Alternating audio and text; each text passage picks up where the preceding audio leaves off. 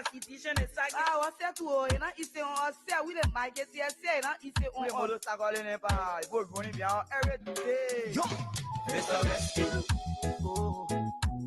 just wanna ask you one question. Now who you came to rescue? You're not giving the people what they want. Then you say you came to rescue. Let me ask you, Mr. Rescue. The people say I'm like you. You say you coming to rescue your people. Now why you to us?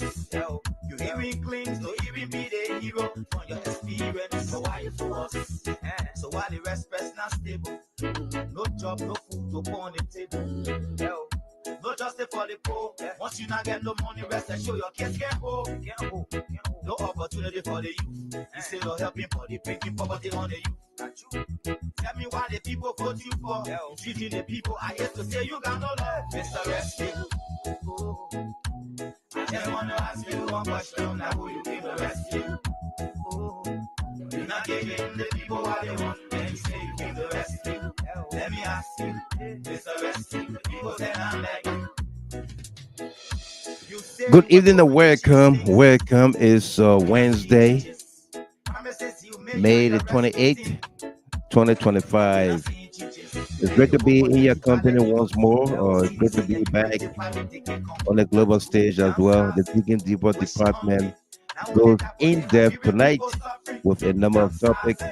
If you join us here for the very first time, we say welcome to you on this podcast. We insist to be civil with one another. There shall be no curse words, no insults of any kind. If you don't like what we say, what we do here, we invite you to switch the channel, move to another one, and you can come back another day.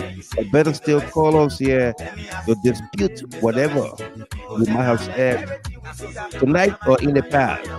So say, hey, Mr. Gilmore, or did I have thought you said XYZ is not correct? And then see what you walk away with, okay? But no insults of any kind.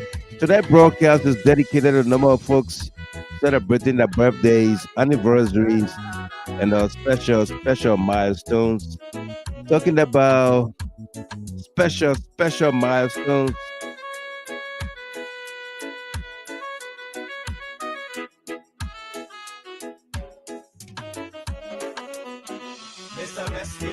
The old mom herself, Frances Blair, there in Minnesota tonight, Brooklyn Park, Minnesota.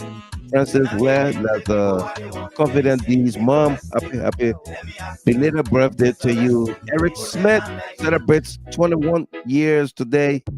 That's the son of Monique Walker, celebrating in Grand Star. Happy birthday to you there, Eric. And Benetta Dennis, Phoenix, Arizona, happy birthday to you, my dear sister. Marlene, the Queen Gay of Ohio, happy birthday to you as well. Small says, Lawson Zilli of Minnesota, happy birthday to you. And for all of you celebrating your birthdays, anniversaries, and special milestones, we say congratulations to you. This broadcast is dedicated to you as well. Okay? Invite someone, like the page, follow the page, and be my guest. Got a great show for all of us here tonight.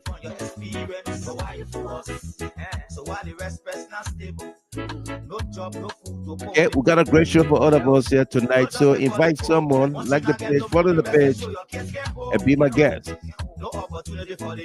Coming up this Wednesday night, May 28, 2025, July 17th, We the People March. Liberians at home and abroad under the banner We the People will assemble at various locations across Liberia, state capitals in the diaspora to petition and draw attention to the corruption, disregard for the rule of law, and many others by the Liberian government. We also say support the GoFundMe. We're going to bring you more details on the GoFundMe coming up momentarily. Our monologue tonight, every stop is a start. Again, every stop is a start. We the people are empowered by the Constitution to assemble freely, responsibly and peacefully to petition our government on issues of national concerns. This is guaranteed by the Constitution and does not require any permission from any agency of government to exercise this right. Let's go on July 17th, 2025. Our hot topics tonight: audit gone silent.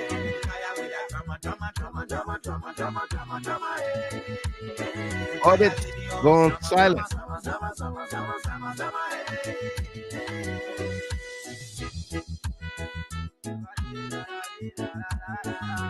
The Unity Party government has gone silent on an audit report by the LACC involving the Ministry of State for both the CDC and Unity Party government. Why are they silent? What are the numbers saying? Let's dig deeper. Why are they silent? How Tote? Why are the Unity Party government people silent on the audit report? No, Monique Boyu, why are they silent? Sophia Kra, Ali Bagayoko, the statistician. The numbers are out, but they are silent as can be. Master Rex, John Wampier, Maurice Pissy, for Grand Kima, Augustine Tale, welcome. Ilaza D. Batu Gatings, welcome to you as well. Patrick Kayasir, welcome there from Jakarta, Indonesia. Yasna Sharif, welcome from Minnesota. Why are they so silent? Invite someone, like the page, follow the page. The music in the background is by Takum J. No job, no food to put on the table. No justice for the poor. Once you not get no money, rest and show your kids can't go. No opportunity for the youth. You say you're helping for the picking poverty on the youth. Tell me why the people vote you for. You treating the people I hate to say you got no love. Mr. Rescue. I just want to ask you one question. Now who you think the rescue? You're not giving the people what they want. Then you say you came to rescue. Let me ask you, Mr. Rescue. Brother Steven Sla, welcome there from Minnesota. Great to see you on here as always. William Masterquire from Pennsylvania, welcome to you as well. If you join us here for the very first time, we say welcome to you. On this podcast, we insist to be civil with one another.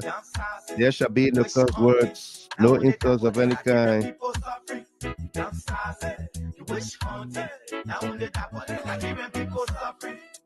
Tell me who you really came to rescue now. Who did you come to rescue? Mr. Rescue.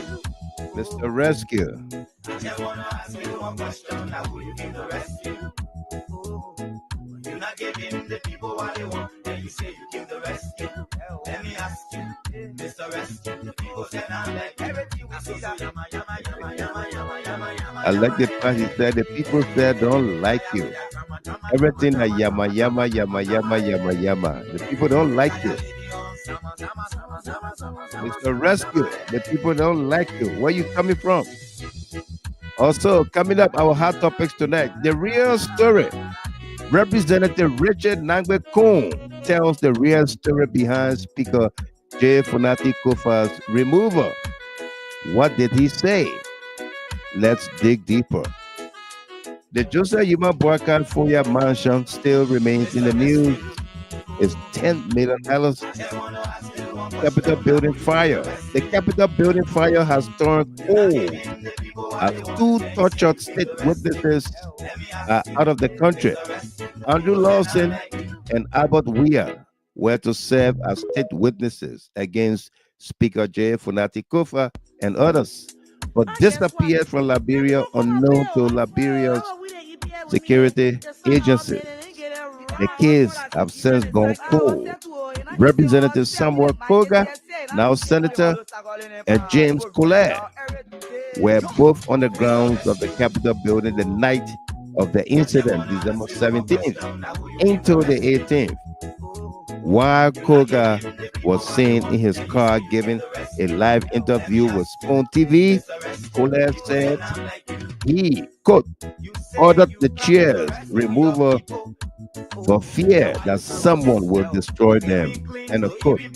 They were never asked any questions by the police or NSA. Let's dig deeper.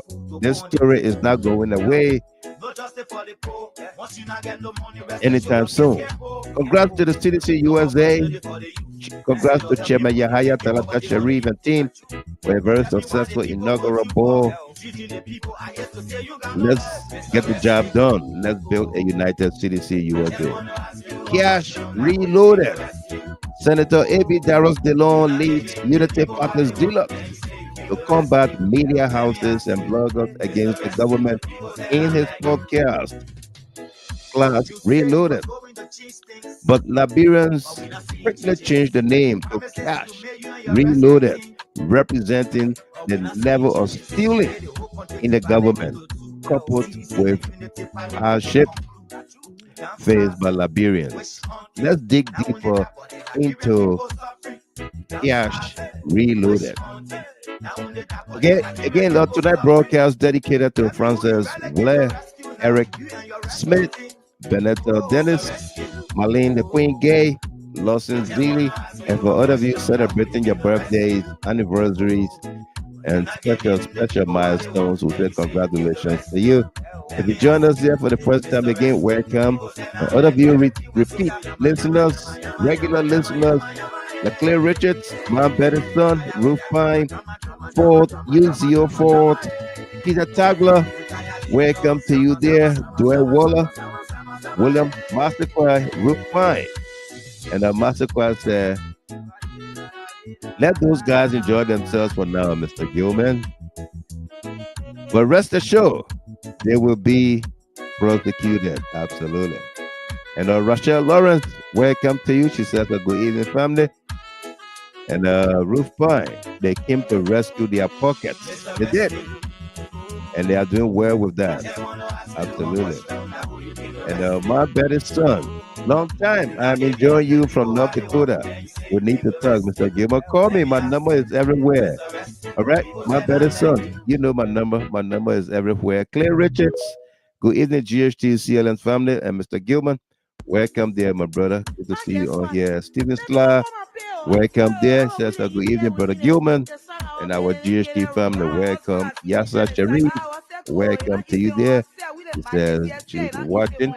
Also, William Masterclass, good evening, Mr. Gilman. Glad you are back on air, following you from Pennsylvania. Absolutely, welcome to you as well. It's always great to be back. And Joseph Babu, good evening, Mr. Gilman. How is your health now? Hope you are well and welcome back, sir. Absolutely. We are doing great for now, and hopefully all is well. No, Monique Boyu. Good evening, Mr. Gilman and my GHT, my CLN GHT people. How you doing? Welcome there, Miss Boyu. Sophia Cry, SK, Minnesota, good to you all. Let her get in, sister. She said, good evening, Mr. Gilman. Welcome there, SK. Sophia Cry. Ali Bagayogo, welcome there. Says good evening, the CEO of CLN family. Welcome. The statistician, Lassa Ricks. Hello, she says. Hello to you, John Wampier from Stockton, California. We are here again for the wicked old guy. You know him. Absolutely. And Maurice Pacey, I'm watching live from Grand Cape County. King Joe, welcome to you there, Pacey. And Augustine Talley, Maryland, Baltimore, welcome to you. Eliza D. Batu Gaines, welcome there as well. And Patrick Kayasier, welcome to you from Indonesia. And Howard Tote, first in the queue tonight. Welcome to you, Miss Tote from Des Moines, Iowa. Good to see all of you here tonight. Chris Pajibo from Liberia. Welcome to you, Chris Pajibo, my lovely little sister. Salome Weeks, Seattle, Washington. Welcome to you there as well. Not a great show for all of us. And Kana Zile, welcome to you. Okay.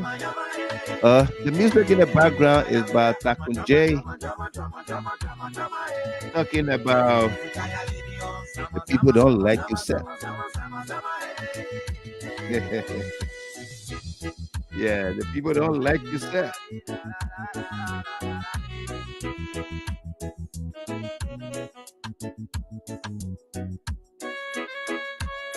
Ato Solothina, welcome to you there. Funny girl Masale, Seku Masale, watching from Minnesota.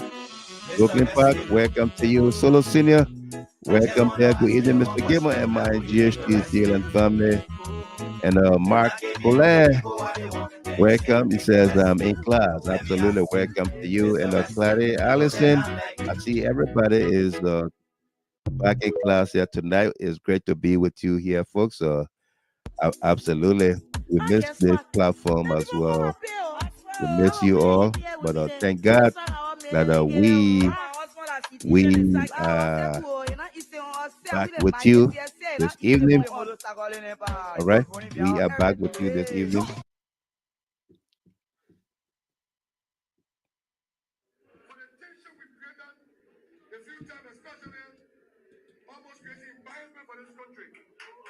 As it relates to the speaker, the message we rendered to the government that got everybody confused, we want to apologize. But let me tell you why it happened. There's always a reason for these things. There's a common practice at the House of Representatives, even the entire legislature. Whenever you go to the first round of election, we have went the second round to determine the speaker. And the issues of consensus, we have went the second round to determine the speaker. We believe that whenever a speaker is from the party of the government, it makes our work easier. There will be not too much confrontation. The tension we created this few days emanated from one of our body who said that that transition to be changed. They remember the 54, one was cheaper, but then the speaker, they nobody have one member, the CDC day.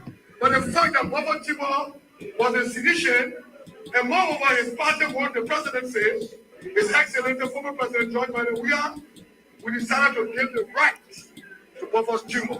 There was no contention.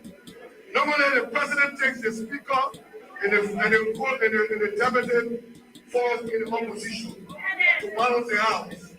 But under our regime, the 55th legislature, there were people who felt was smarter than us in terms of following the tradition. After we won the election, our president was waiting for the second round. Fortunately for all Unity Party in Victoria, we called our meeting and we told our fellow lawmakers. And this time around, the seat is for Unity Party. They said, no way. It can't happen. The guy get money more than you. I don't vote more than you. I vote supposed to get up more than you. It can't happen. We fought to take this seat. It was on that basis that when we went to the election, we lost our star vote. And I can tell you this because I apologize for the tension created by us. But more, there was a reason. It was on that basis that we felt if our government we have an opposition speaker, they will suppress the substance of the referendum. And even that to you, no matter how you feel. It was on that basis that today we remain victorious because we know the right candidate of the House is to have a speaker and will work along with the government. Let me just first of all apologize to you for the tension we created the few times, especially almost creating embarrassment for this country.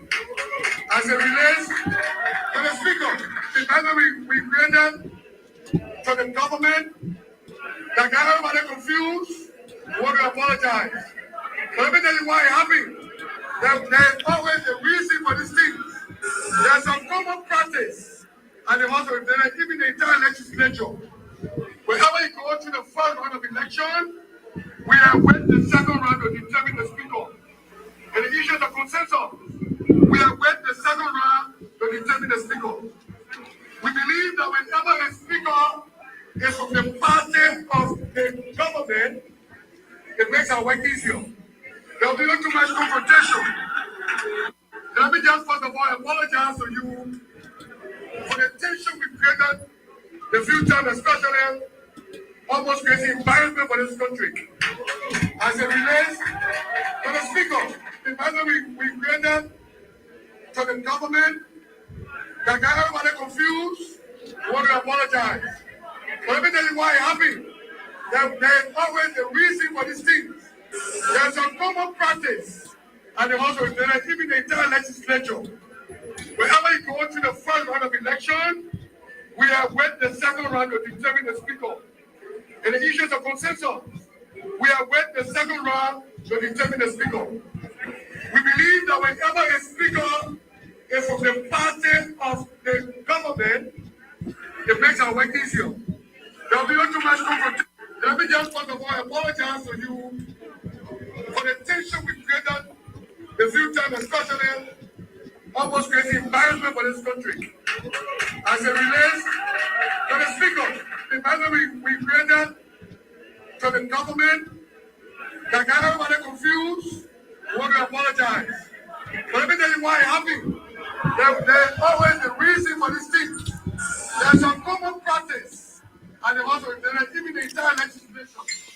Whenever you go to the first round of election, we have wait the second round to determine the speaker. And the issues of consensus, we have wait the second round to determine the speaker. We believe that whenever a speaker is from the party of the government, it makes our work easier. There will be not too much confrontation. The tension we created. That was Representative Richard Nangbe Kong. I guess you wonder why I'm still calling him Representative Richard Nangbe Kong. That was Richard Nangbe Kong speaking. For the second time, he's officially referring to himself as the regime speaker. Okay? That's just a snippet, a tip of the iceberg. What is to unfold here tonight? Richard Kong explaining to the Liberian people why they did what they did to Speaker J. Fonati Kofa, why they remove him. Okay? Put your thoughts together as we explore this. Okay? Again, welcome to all of you. If you just joined us here, we got a great show for all of us here tonight. Let me first and foremost say thanks to all of you that have been calling, wishing me well on Facebook, under the posts, by text messages and all of that. We were really hit. Yeah, we were really hit, but thank God we are back on our feet, and we promise to have a show throughout this week. Okay, every day this week, beginning just tonight. Okay, tomorrow Thursday we're not supposed to come on, but we will come on. We'll come on Friday night, and then hopefully Saturday we'll have a special. When the arrangements are made, we'll have a special to host Chairman Moba Molu and team on here, either Saturday or Sunday. But let me talk to them and arrange all of that, and then we're gonna be here either Saturday or Sunday this week. Okay, but we're gonna be here all this week to bring you events as they unfold in our country, Mama Liberia. All right. Again, thank you for your prayers, for your text messages, your calls, and everything. Hopefully, we are out of the woods and we are doing well. We've returned to work and everything. So, all is going well so far. Thanks to you there, Joyce Lomage.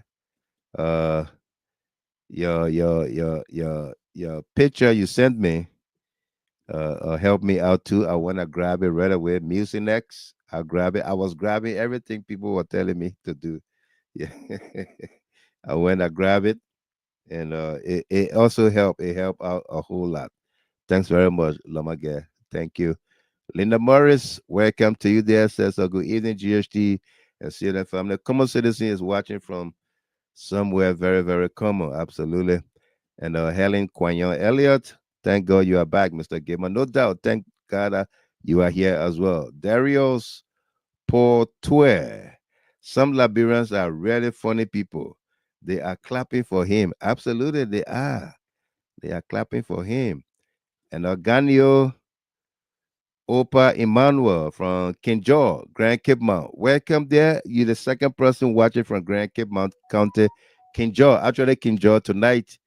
And it's great to have you guys listen in from the motherland. Okay. Winston Logan, welcome to you there. He said, thank God for your speedy recovery, Mr. Gilmore. Absolutely. Thank you. Thank you as well. And Mark Colette. So is he telling us that they didn't have case against JFK? Absolutely not. There was no case except that uh it was manipulative, it was maneuver, it was staged, and stage managed also by Joseph Yoma Boakai. Yeah, there was no case against Funati Kofa. Alberta Bolu Kish, welcome there from Philadelphia, my dancing partner. Welcome to you. Good to see you on here tonight. Okay, so first and foremost, uh, you may have heard by now that July 17th is a big day coming up in Liberia and in the diaspora. July 17th, 2025, a day of reckoning, a day where every stop is stopped. Okay? A day where we will punctuate and say, enough is enough. The Liberian people. Gandhi Wilson, welcome to you there, cuz. How you doing? The the CEO for CDC Barbershop in B-More, Baltimore. Welcome to you. Muffless to say, Godfrey, Gayway, Amrusa, welcome to all of you. Okay. July 17th will be a day of reckoning when Liberians from all walks of life come together under the banner, We the People, Enough is Enough, to signal to the world, to Joseph Boakai, to the government of Liberia, that the people have had enough and they cannot take it anymore. Okay? The people have had enough. They cannot take it anymore. So, there is a fundraiser to support this initiative, this cause, for Liberians to come out in their numbers, especially at home. Okay? So this fundraiser is on our page. It's on GHT page. If you go there, it's a GoFundMe. That's the page right here. Help Liberia rise against injustice. We the people, enough is enough is the caption for the fundraiser. It's on Jida Hard Talk page. We are in full support of this initiative. Okay? And that's why you see our faces are on here tonight and speaking about it. We do support it. We want to encourage all of us to support it. Put your money where your mouth is. Okay? Put your money where your mouth is. Let this rally, this march, this enough is enough by we the people, let it fully represent the people. And that is supporting financially, morally, all the way you can think about, as well as calling on your family members, your friends, and everybody you know in Liberia to be in Liberia, to be in the picket line, wherever they can join. It's not going to be a one locale, one location event, but rather across the country. Okay? If it means economic activity will be stopped that day, or there will be no movement, uh, uh, so be it.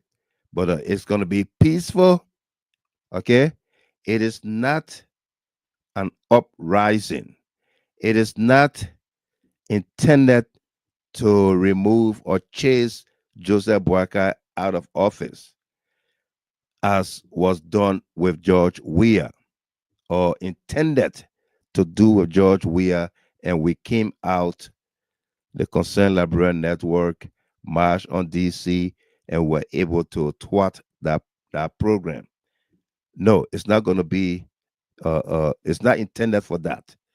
It is intended to stop Joseph Boakai in his disregard for the rule of law, to stop him stealing and abusing the Constitution, and start a new day.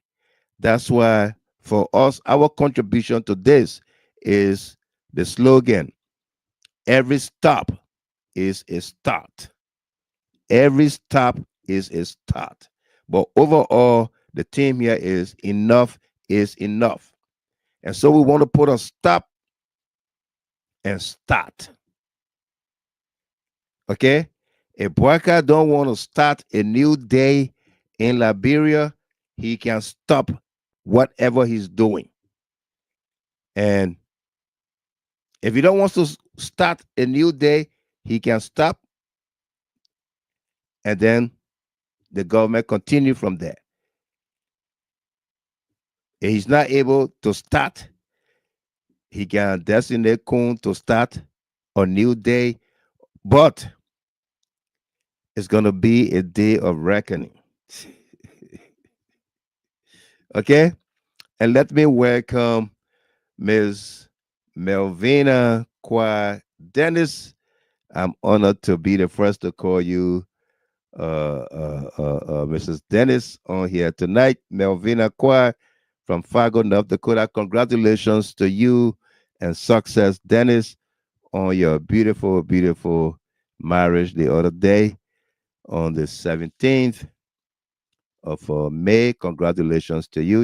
You tied the nuts to your darling husband, and we are excited for you and success. She laughing, and we say happy uh, uh, uh, wedding to you and your family. And I got the pictures, and we're gonna share the pictures with everybody on the GHT page. Okay, congratulations, and want to wish you well. All right, take care of yourselves, and make sure you live longer together. Enjoy your marriage, and I want to wish you another 5 more children. Okay, okay, 5 more kids.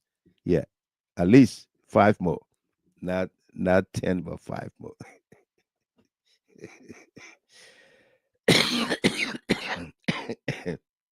Yeah, she said amen to that as well. No doubt. No doubt. Congratulations, Melvina. Yeah. And success. Say he who finds a wife finds a good thing. And so you shall keep her till death. Do you part.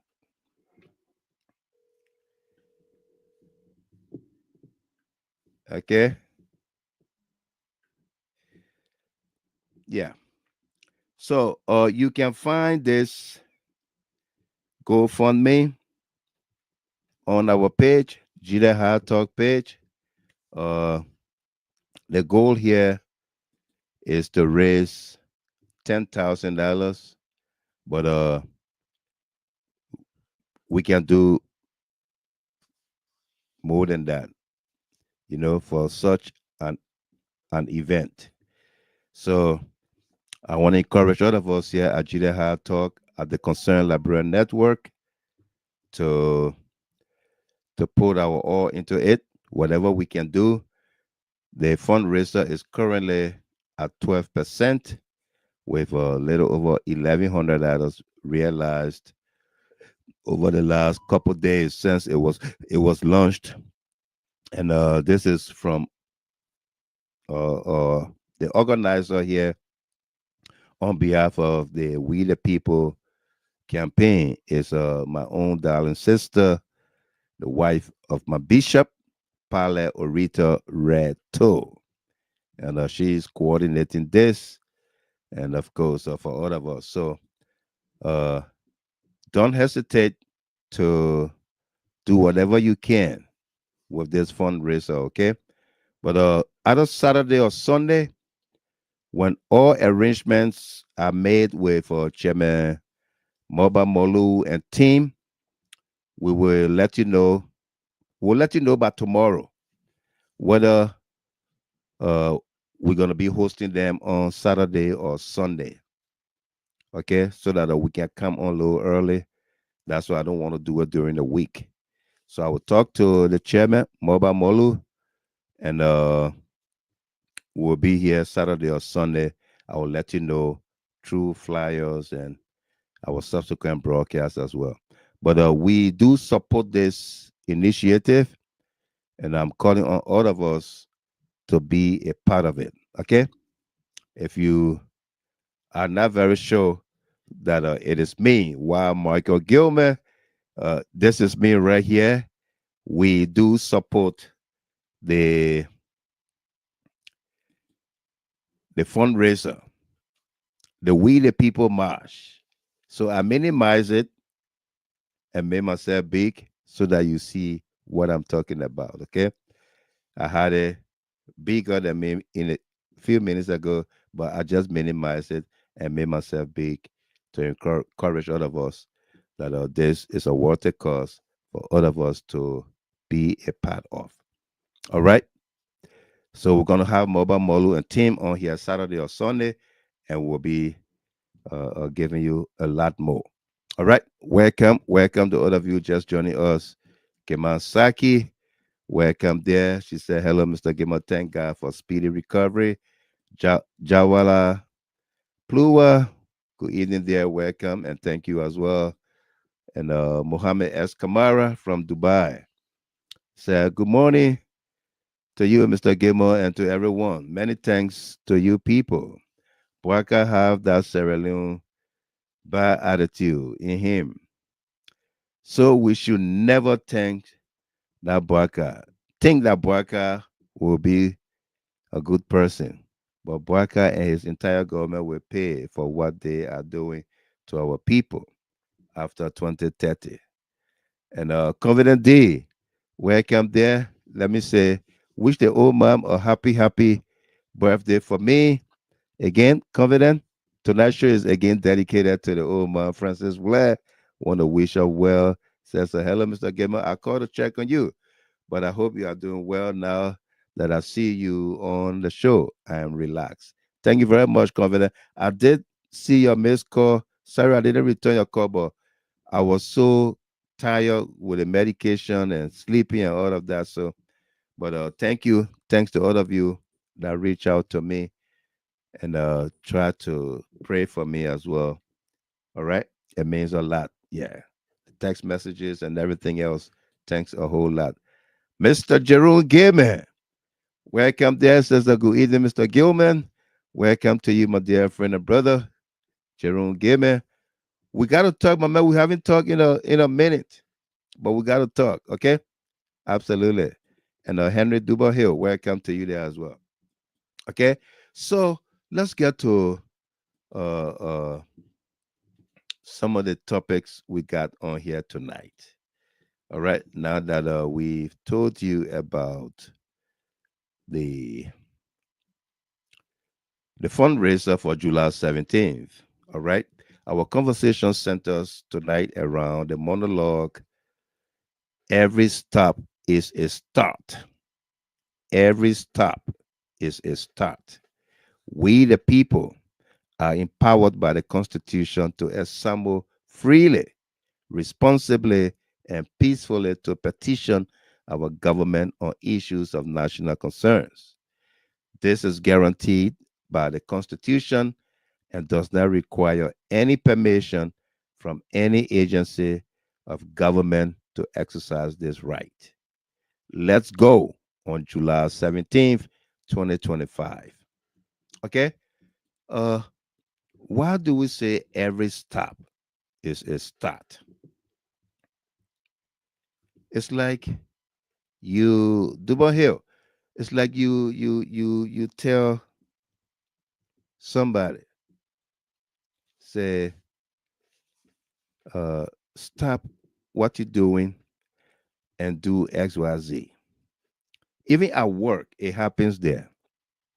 You go to work, you are performing a task, and your boss or supervisor comes around and say, "Hey, Gilman, Mr. Gilman, uh,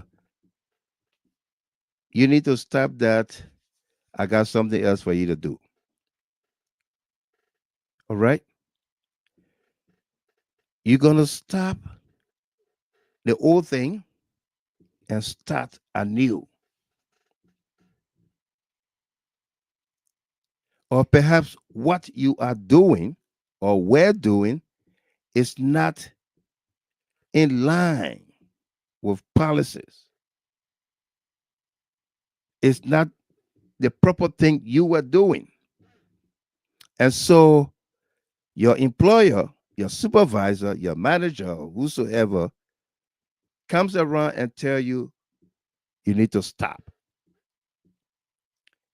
This is what you need to do. So you're going to stop and start anew.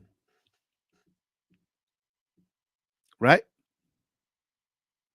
You're going to stop that and start anew.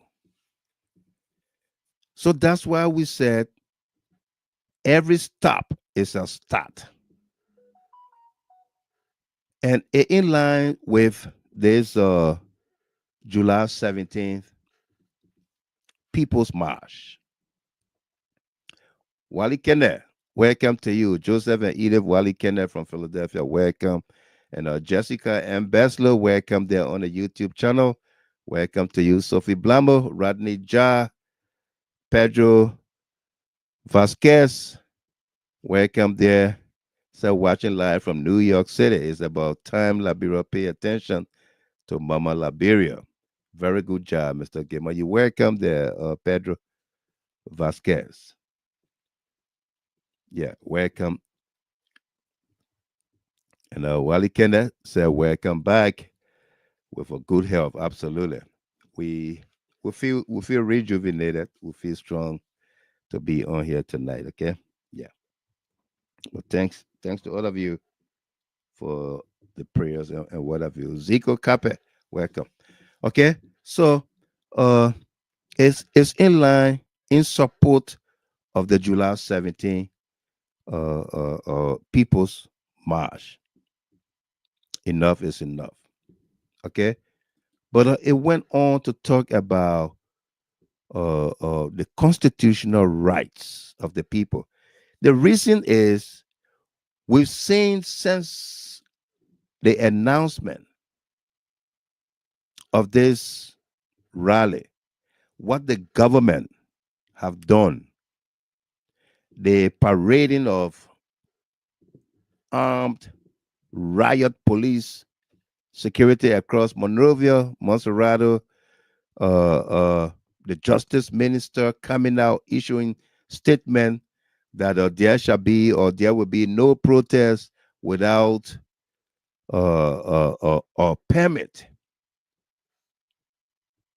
But the Constitution have already provided that rights or those rights for the people. Okay? So what the Constitution has spoken about in plain and written English or literature, you cannot rewrite it. You cannot rewrite it. You cannot come and say the laws are there, the rights are there, that the people Article 15, Article 17. That was always used by the opposition when CDC was in power.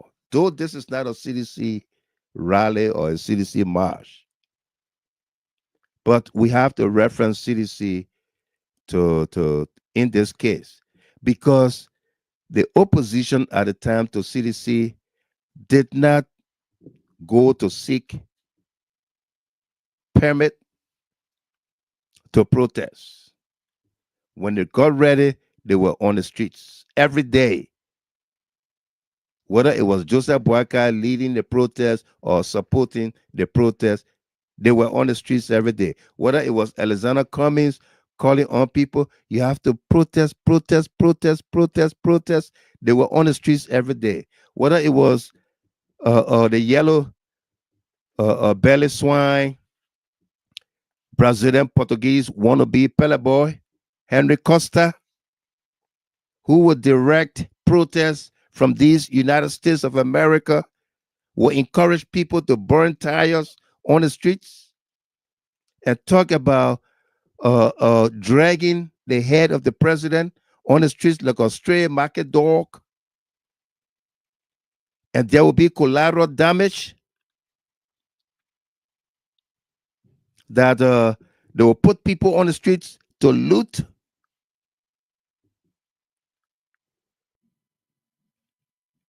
Okay? Or whether it was Darius DeLong talking about if they bring guns, they will not know where guns will come from. And we're gonna carry rocks in our hands. We will stone George Weah Convoy, encouraging, inciting violence and encouraging the people against their government. They didn't request permit to speak those words to assemble people. And they were fully supported by Joseph Boakai. So why will anybody in their right mind in this government will begin to intimidate, to stoke fears in the people that the people cannot assemble freely, to call on their government, to petition their government, to stop what the government is doing, the wrongs, the transgressions, the stealings, the corruption that is so prevalent, rampant?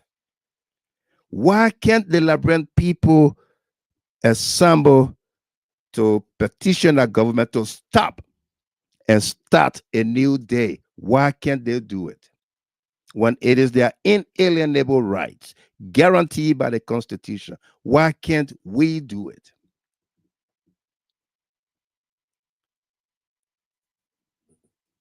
Okay? So we want to encourage all of us.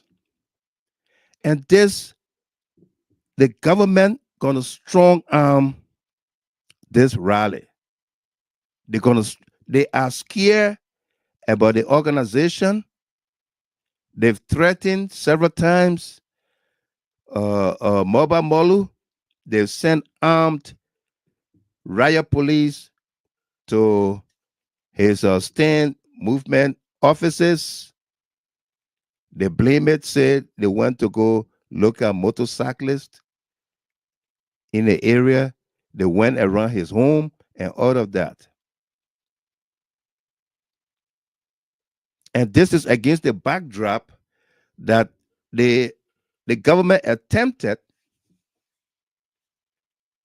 to brown envelope Mobile Molu.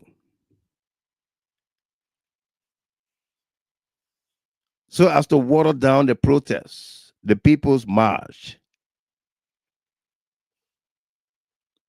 They attempted a number of times. I can safely tell you that. But it has not materialized, because this is a people's movement.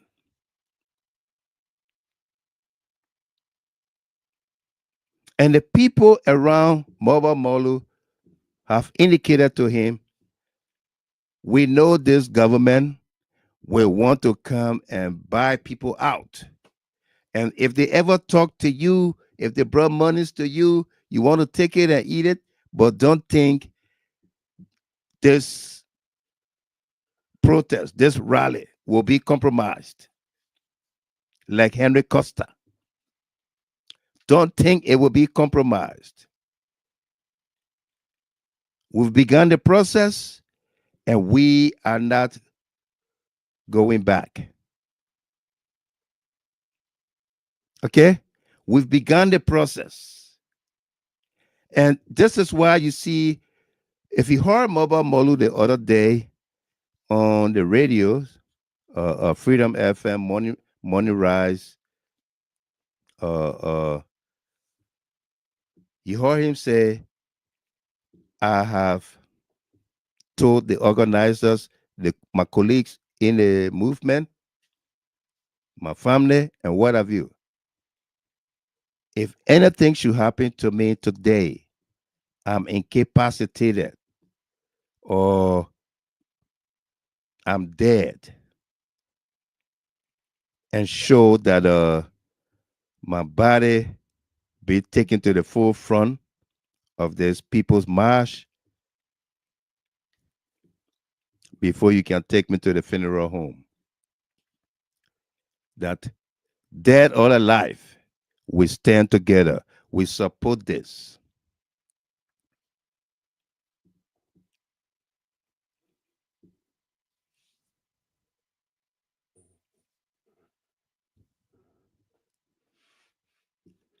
Okay? Dead or alive, we are in this together. And that's the courage we want to instill in all of us. Okay? That's the courage we want to instill in all of us. And let me hasten to tell you, I have wanted to be in Liberia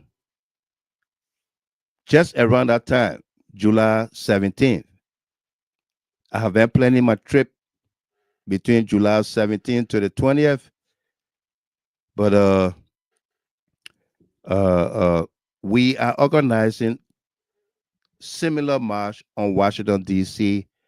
on July 17th. So I have been told by the organizers to stay in the States and be a part of whatever, whether in mass or skeletal team that will go to Washington, D.C. to be in Washington, D.C. on July 17th. So that's why I will not be in Liberia on July 17th. That is to tell you, I am not afraid to be in Liberia on July 17th. Okay? I will not lead people into harm's way. All right? So, but I will definitely go to Liberia right after July 17th. I will be in Liberia before July 26th. Let's put it that way. I will be in Liberia before July 26th. So for those people who will tell you, say, or come on here, say, you in America and you want to put people on the streets and this, that, and X, Y, Z. We are not leading from the back. We have nothing to hide. Okay? We have nothing to hide. We will be in Liberia. We had intended to be in Liberia by July 17th, but we were told to stay to help organize whatever we will have in Washington, D.C. So that should send a clear message that we are in this for the long haul. All right? We are in this for the long haul. We are not staying out for no reason. All right? So that is that about the stop. Every stop is a start. So what happened? Audits gone wrong. Before the audits, let's talk about the real story behind Speaker J. Funati Kofa removal. Mozart Dennis, welcome. J. Nathan Blake, welcome to you. Susie Lamadan, Telvin Thompson, welcome to all of you just joining us. Christopher T. Folito, welcome there from Central Monrovia, Central Freeport area, welcome. Mas, welcome to you as well. Inja Brown, Amadou Kamara, Breleda Warrens, Adolphus Pearson, welcome to you. Great to see all of you on here tonight, okay? Yuma Johnson, Lucky Shango, welcome. Jen McBorough, Av Ross, welcome to all of you there. Esther Williams, Thomas Williams, welcome there from Atlanta, Georgia. Good to see you all here. Obadiah Davis, welcome. And Obadiah said, are you forced to come on here? I know, right? Ask him again. Yeah.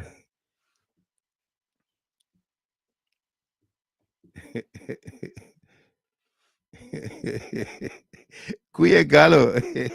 She said, you is? Wow, rest in peace, English. But why do you respond to that person who don't even have a picture on their profile? Eh? Why even respond to them, Felicia? Why respond to them? All right. Folks, my analysts and panelists, ladies and gentlemen, please, I didn't say this from the beginning, but please let me deliver this tonight and we'll be on for the next number of days. Tomorrow, Friday, Saturday, or Sunday, okay? Please. Yeah. Let's catch up. Let's catch up with the events. Matilda Stevens, welcome to you as well. So, what is the real story behind Funati Kofa removal? We played you an audio earlier on. We played you an audio earlier on.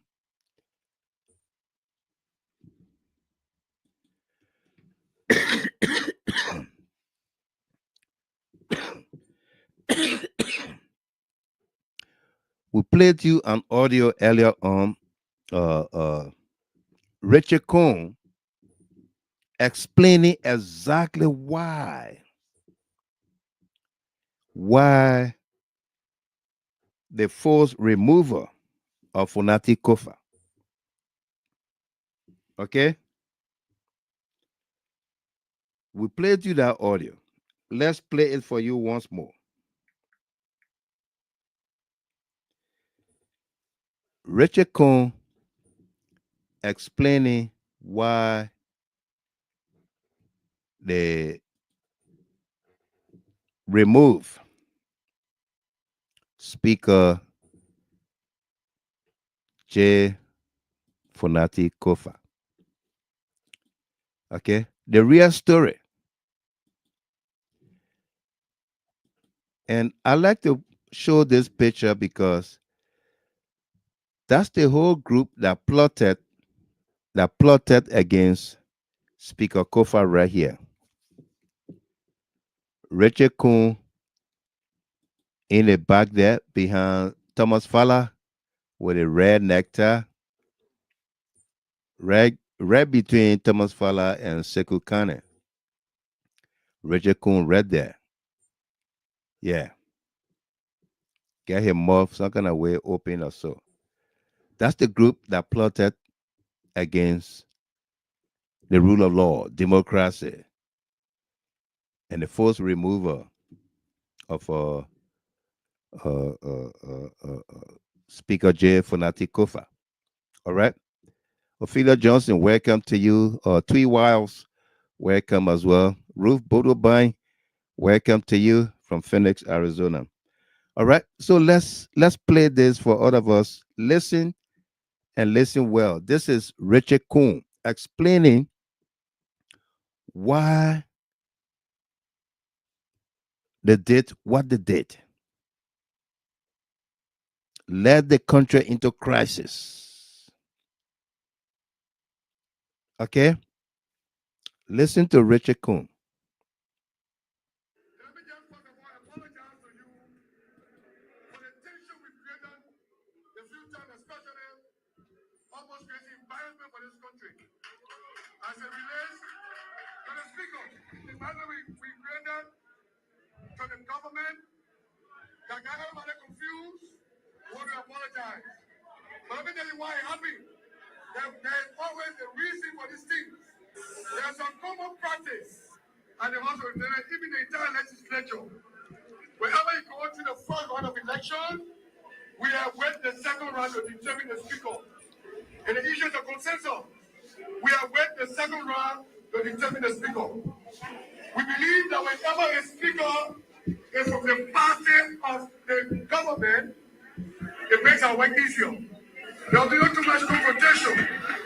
The tension we created this few days emanated from a body who said that tradition to be changed. They remember the 54, what was Chimo, but then the speaker, they nobody have home member, the CDC day.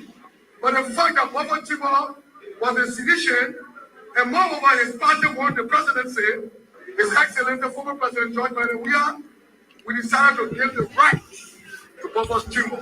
There was no contention. Normally, the president takes the speaker and the deputy falls in the opposition to balance the house. But under our regime, the 55th legislature, there were people who felt was smarter than us in terms of following the tradition. After we won the election, our president was waiting for the second round. Fortunately for all Unity Party in Victoria, we called for a meeting and we told our fellow lawmakers. And this time around, they see this was Unity Party.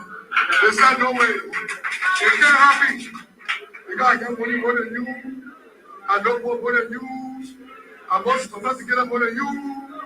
It can't happen. We fought to take the seat. It was on that basis that when we win the election, we lost our far vote. I'd like to tell you this because I apologize for the tension created by us. But more, there was a reason. It was on that basis that we felt if our government we have an opposition speaker, it will suppress the substance of the referendum. I'm even honest with you, no matter how you feel. It was on that basis that today we made victorious because we know the right candidate of the House is to have a speaker that will work along with the government. Let me just first of all apologize to you for the tension we created the few times, especially almost creating embarrassment for this country. As it relates to the speaker, the embarrassment we created to the government that got everybody confused, we want to apologize. But let me tell you why it happened. There's always a reason for these things. There's a common practice, and even the entire legislature. Whenever you go to the first round of election, we have wait the second round to determine the speaker. In the issues of consensus, we have wait the second round to determine the speaker. We believe that whenever a speaker is from the party of the government, it makes our work easier. There will be not too much confrontation. The tension we created this few days emanated from a body who said that tradition to be changed. They remember the 54, what was Chimo, but then the speaker, they nobody have home member, the CDC day. But the fact that Papa Chimo was a sedition, and moreover his party won the presidency, His Excellency the former President George Biden, we decided to give the right to Papa Chimo. There was no contention. Normally the president takes the speaker and the deputy falls in the opposition. Okay. You heard Richard Kuhn loud and clear. Yeah, Laura Askey. Wow, so they burned the Capitol. They burned that Capitol building. Absolutely, that's what they did. Those were some of the embarrassment that he spoke about in words, in quotes. The burning of the Capitol that have gone cold today.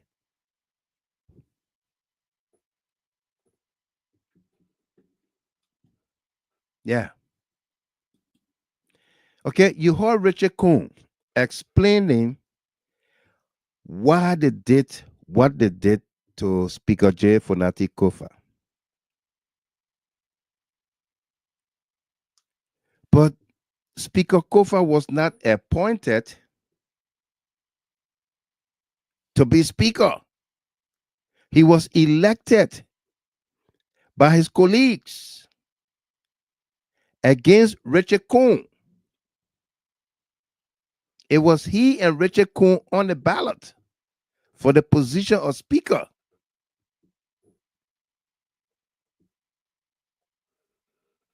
Okay? And he, Kofa Fonati, was elected.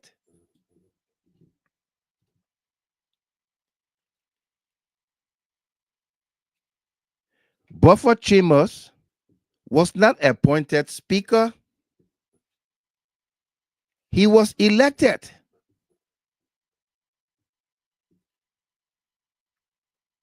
Okay? He was elected. He was not appointed. So where is he coming from to say uh, uh,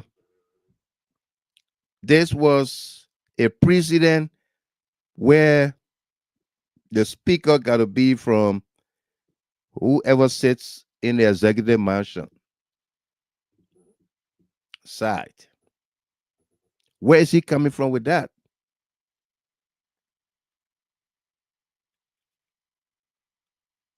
Okay, where is he coming from with that?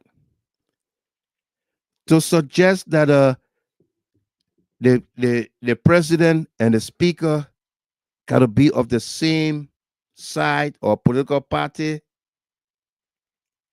and then quote, it will make our work easier, tells you the motive behind everything else. The stealing, the allocation, appropriation of money in a budget to steal. Because appropriation starts with the House of Representatives. They distribute the monies. And so whatever they put in the budget is what will get approved. Whether it's to go in people's pockets, that's the smooth operation they want.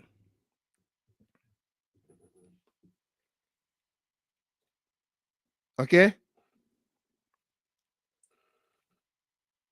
That's what he's talking about.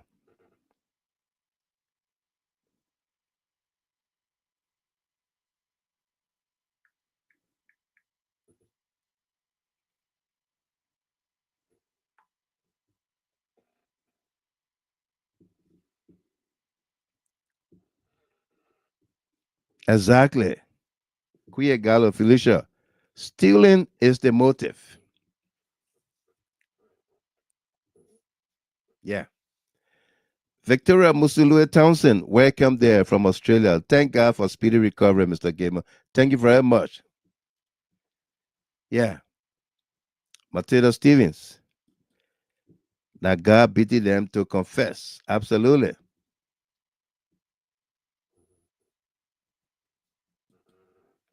Yeah. Joda Akbar, G. Dadat. I even heard him talking about second round in the speaker election. Is there anything like second round in speaker election? Absolutely not. Okay? Not. Emil Black. Good evening, Mr. Gamer. Glad to see you back on air again. Thank you very much, uh, uh, uh, Ms. Black, Emmy. Yeah. And Kimansaki, Richard Kuhn, you and your evil gangs should please free those people you lie on. Yep.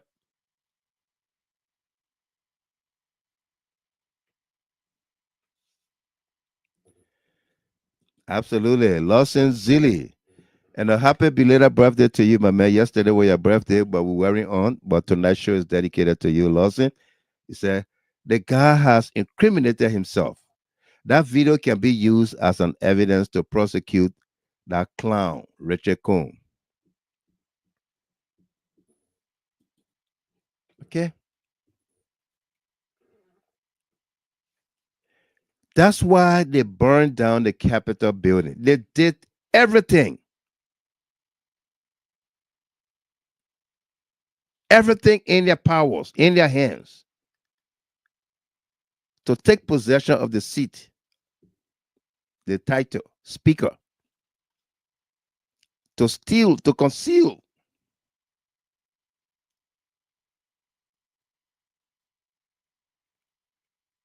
Okay? So you understand why the Liberian people are coming out on July 17th. Because a lot of things, Michael Green from Minnesota, welcome. A lot of things have happened over the short period of time of Joseph Boakai being at the helm of the power. A number of things. Total disregard for the rule of law, for the Constitution, the abuses, the transgressions, the stealings, mass dismissal of civil servants, Liberians, from the payrolls, government payroll. Okay?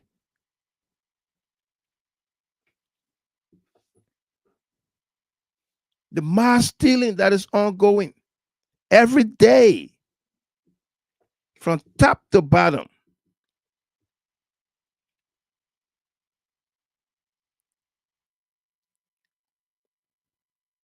From top to bottom.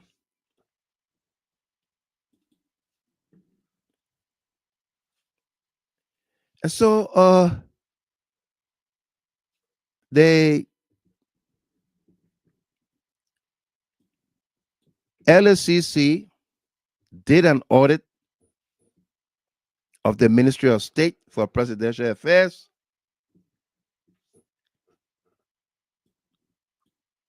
And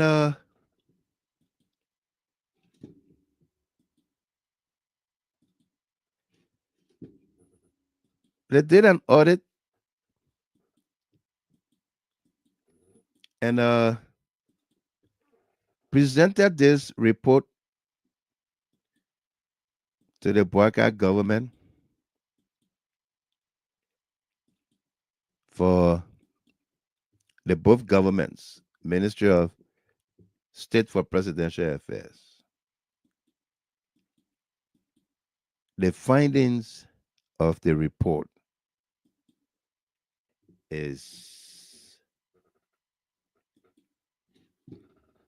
mind-boggling. Yeah.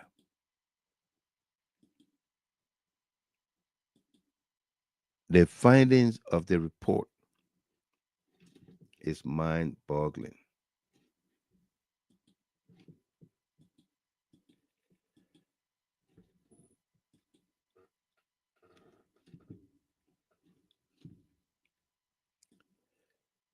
One agency of government, the Ministry of State for Presidential Affairs, audit conducted.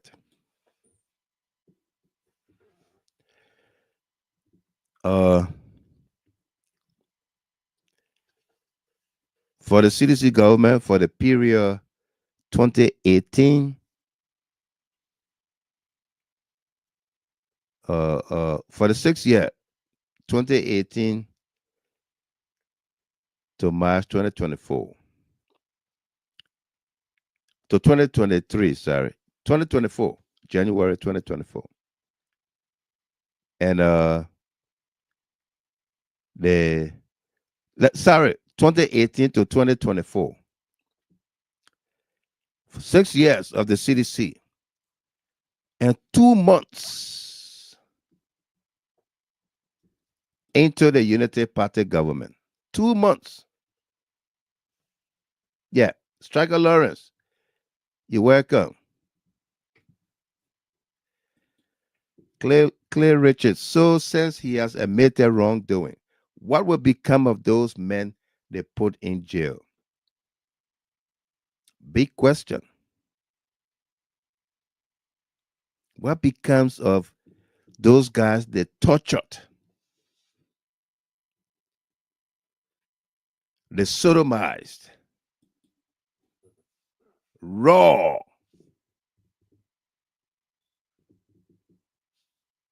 What becomes of them? Huh? Those gentlemen,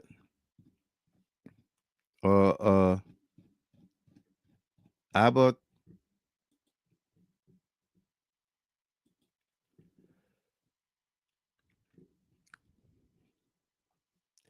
Andrew Lawson, and Abbott Weir. Those guys were tortured, sodomized, and beaten. Promised a whole lot, but the government did not know, or does not, up to this point, the government does not know how those 2 young men left Liberia. Henry Doe.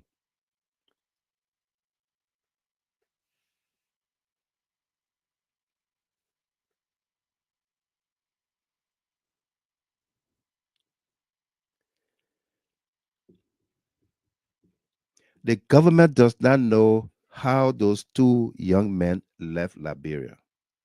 When we broke the news here that Andrew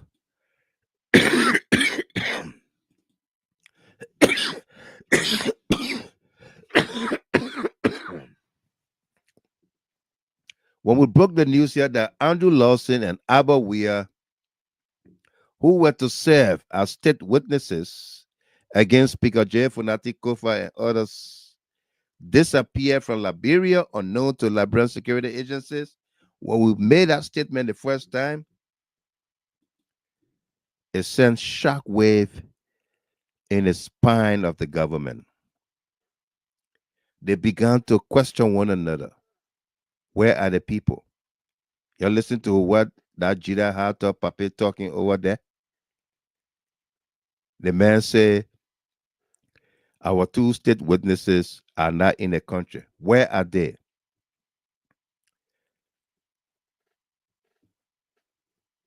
Gregory Como cannot produce them. NSA cannot produce them. AFL cannot produce them. Immigration cannot produce. The Joint Security cannot produce those 2 young people. Okay?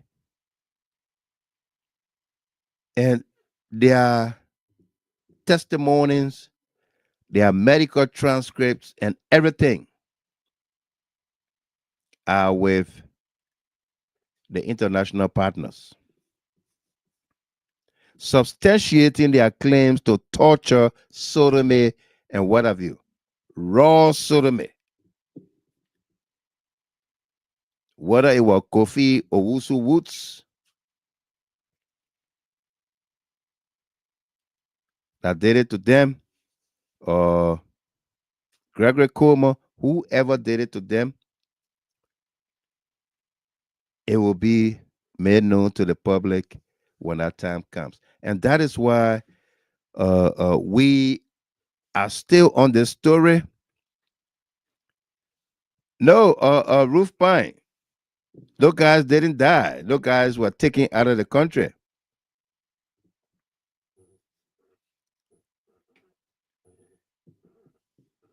They not die. Those guys were taken out of the country. Yeah. So now the government cannot even proceed with the case. The government cannot proceed with the case because they are star witnesses, the state witnesses who were supposed to look in the eyes and faces of Funati Kofa and others and just tell bold-faced lies are not there. The other two that they have in jail in Monrovia, those guys say you can kill me, do anything to me. We didn't do anything. That's why they continue to have them in jail. But these other two, they tortured them and told them to confess, and they will free them. They will go home and they will go back to work, do whatever. But they got to confess and lie on Funati and others. And they agree. That's why they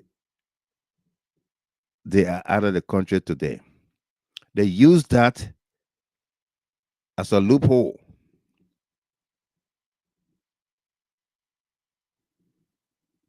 Okay? Ask all of the security agencies. Ask the government spokesperson, all of them. Where are the two state witnesses, Andrew Lawson and Albert Weir? Where are they?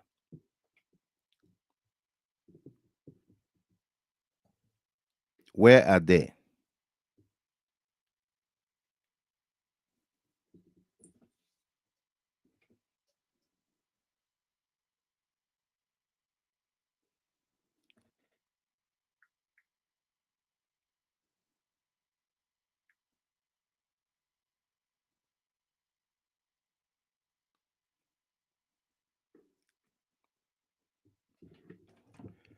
Where are they today?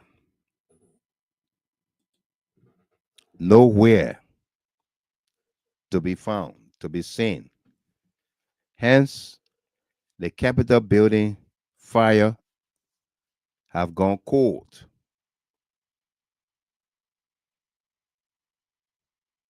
The Capitol building fire have gone cold.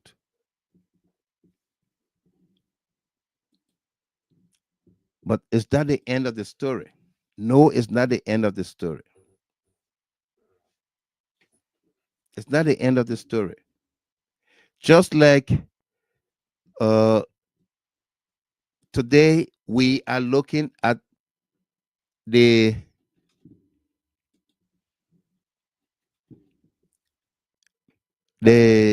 audit report. This audit report happened right after Joseph Boakai took over. Right after Joseph Boakai took over, the audit report happened.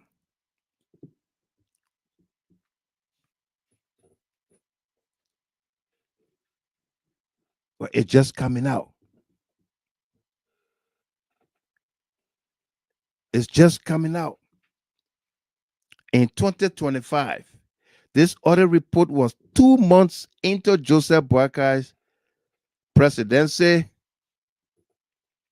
into Grigsby's role as Minister of State, Cornelia Kra as Deputy Minister of State,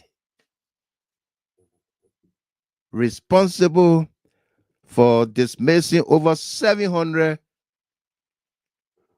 Liberians, alleging they were on supplementary payroll and there was no monies to pay them. Despite government was paying them between $100 to $200 supplementary payroll, they dismissed about 740 people.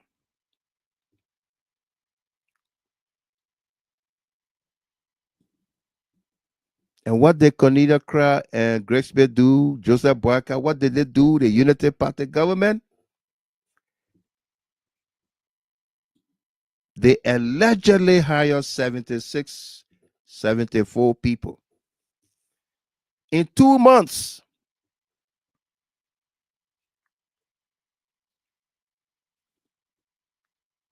February, March, they took over January 22nd.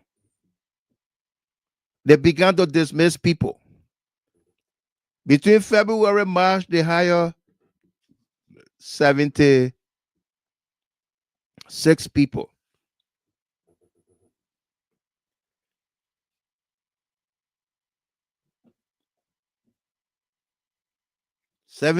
People paying them monthly $76,440.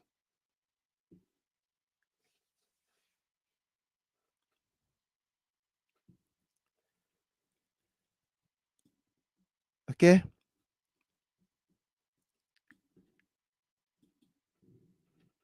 You fire a whole host of citizens. Joseph Richards, welcome. Felicia, you need to quit going back and forth with ghost people, man.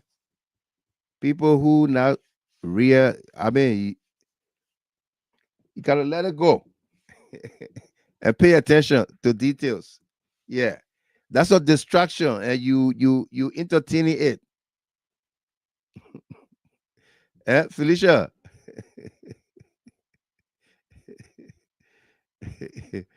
Felicia, you is entertaining it.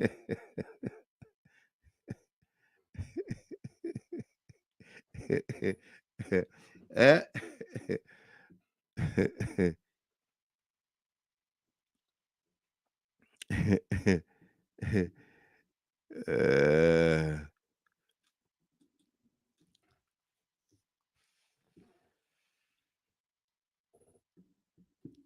Yeah, Amy Black, thank you. 760.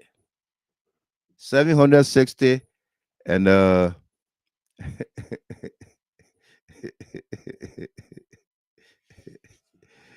Amy, Kuya Gallo Felicia, the man speaking American English.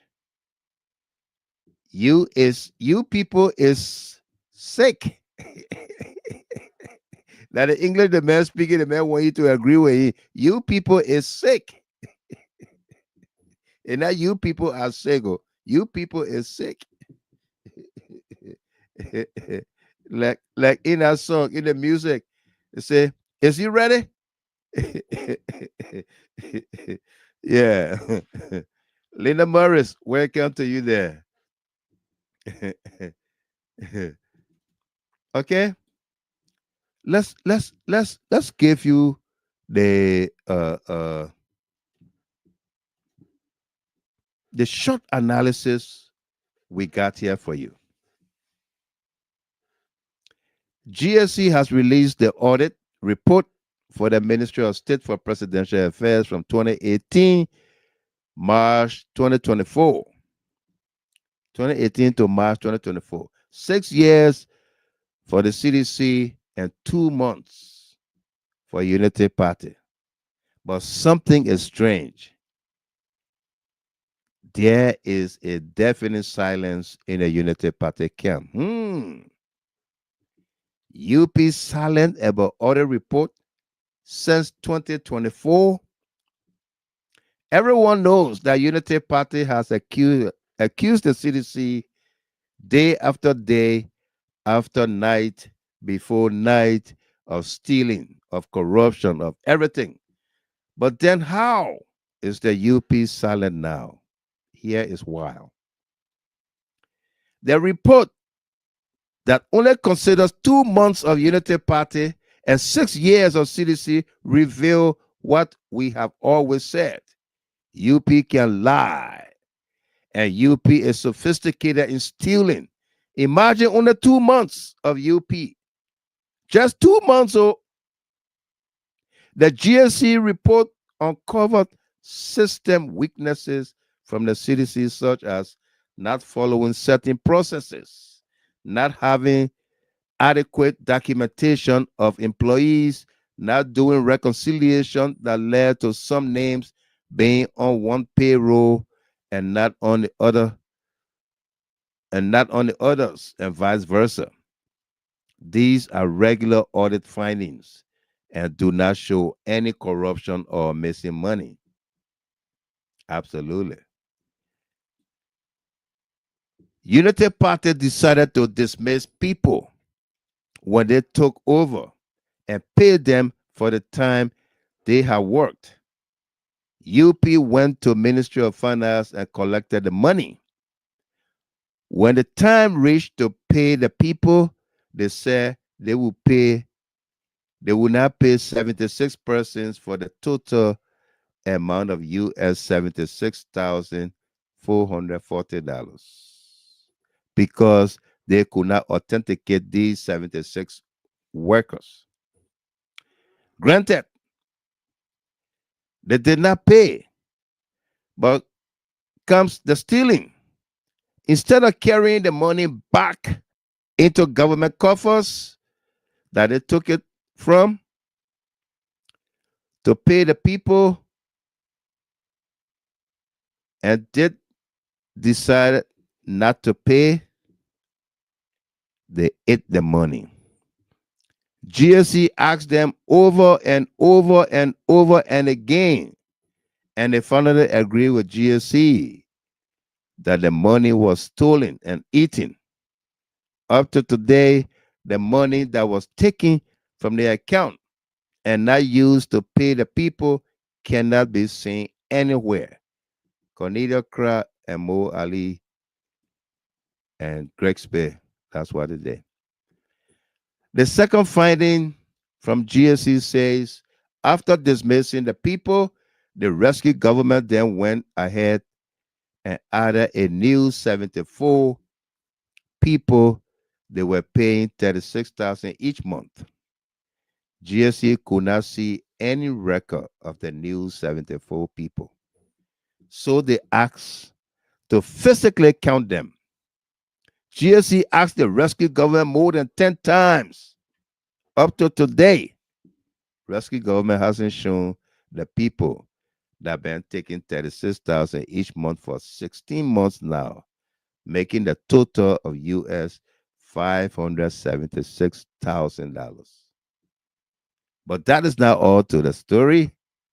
Instead of creating a budget line under supplementary payroll where the payment of these people supposed to come from, the rescue government wanted to crook the GHT. So they started taking the money from consultancy. They started taking the money from consultancy. Okay?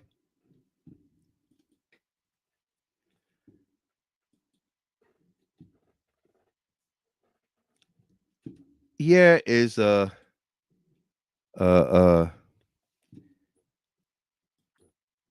that you know what we're talking about. Here is the covering letter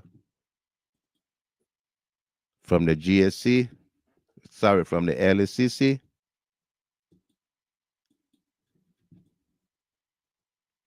Yeah.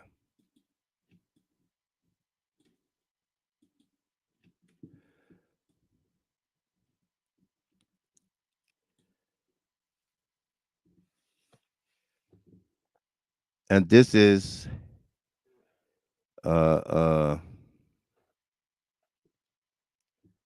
Auditor General's report on the compliance audit of the payroll of the Ministry of State for Presidential Affairs for the periods ended March 31st, 2024. March 31st, 2024. The Honorable Speaker of the House of Representatives and the Honorable President pro tempore of the Liberian Senate. We have undertaken a compliance audit of the supplementary payroll system of the Ministry of State for Presidential Affairs for the periods July 1, 2018 through March 31st, 2024. The audit was conducted in line with Section 2.1.3 of the General Auditing Commission Act of 2014. Findings conveyed in this report were formally communicated to the authorities of the Ministry of State for their responses. The reportable issues were submitted through a management letter where responses were provided. They were evaluated and were incorporated in this report. Given the significance of the matters raised in this report, we urge the Honorable Speaker and members of the House of Representatives and the Honorable Pro Tempore and members of the Senate to consider the implementation of the recommendations conveyed in this report with urgency. P. Gaswa Jackson Sr. And this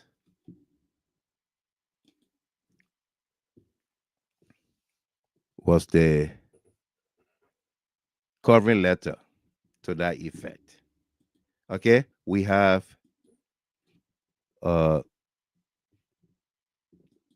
everything here. Okay.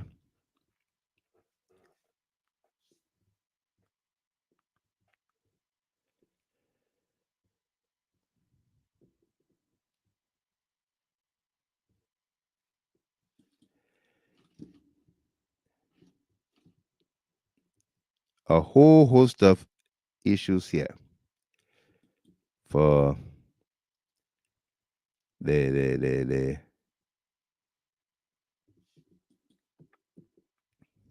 audit report.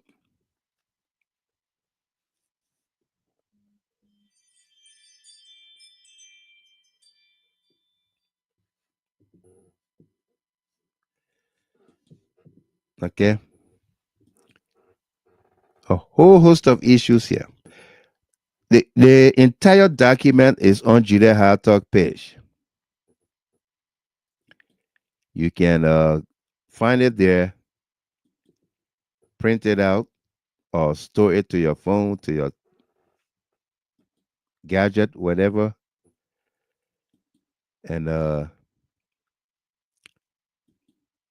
go through it yourself. It's about 77, 78 page long. Yeah. 2 months in a unity party government. The stealing at the Ministry of State. I mean, the mere fact that you can dismiss over 700 Liberians from the payroll because you said there was no money. And then they pay you the money, okay? They pay you the money. The Ministry of Finance disburse you the money to pay off the people, whether it's sovereign pay or it's compensation. Say, we cannot maintain you here any longer, so we're giving you either 2 months or 3 months or 1 month pay or 1 month for each year you work here. You prepare that request and send it to the Ministry of Finance. Ministry of Finance put that money together, send it to you. And then you refuse to pay about 74 people or 76 people. You refuse to pay them.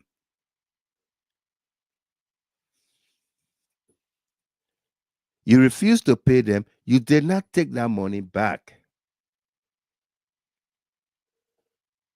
You kept the money. You converted the money.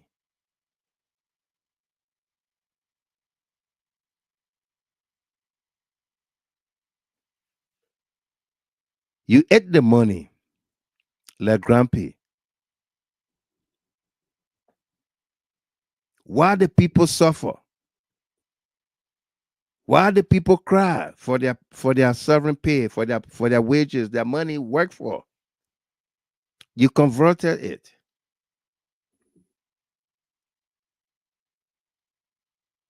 That's what happened here.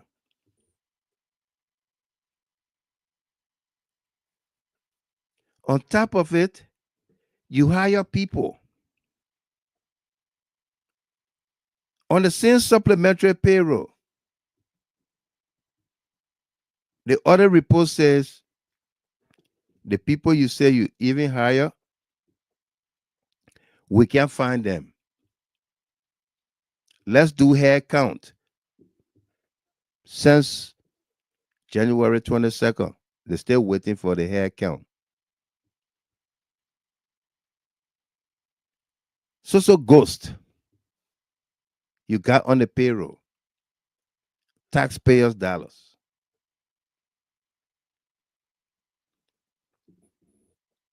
So you understand why Richard Nangbe Kun is telling us, the Liberian people, that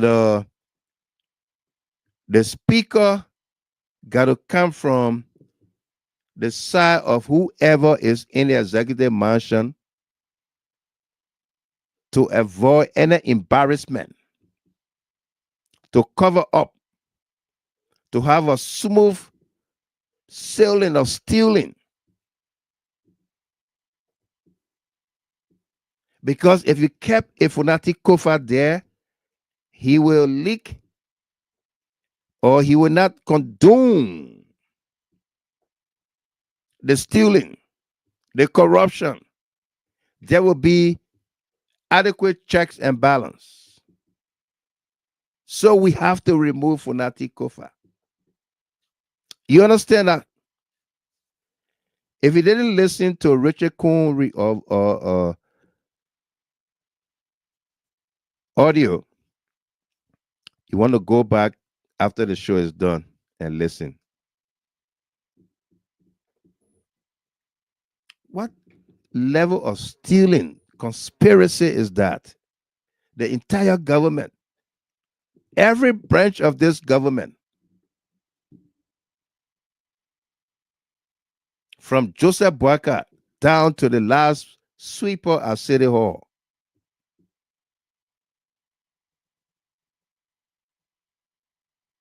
stealing. Peter Sai, welcome. Julie Z. Kennedy, welcome. Stealing from the people. Charles Jobo. Van Soiree, welcome.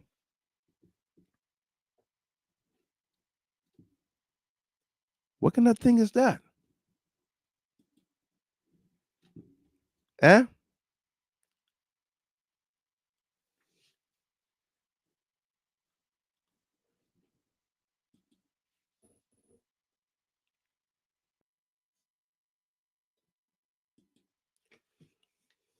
Six years compared to 2 months. 6 years compared to 2 months.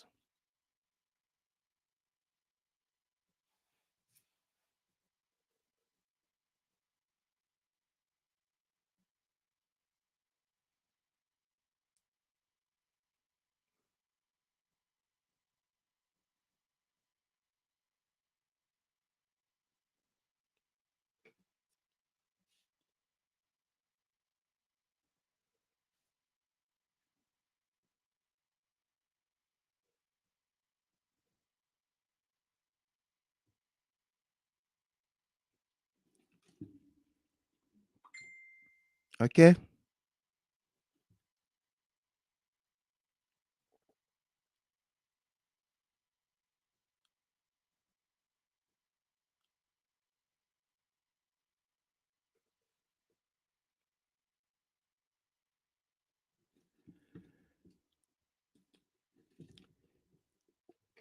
Some of the summary we did for you here.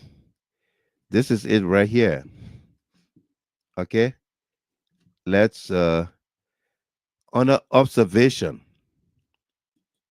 Let bring it up and then we'll read it for all of us here.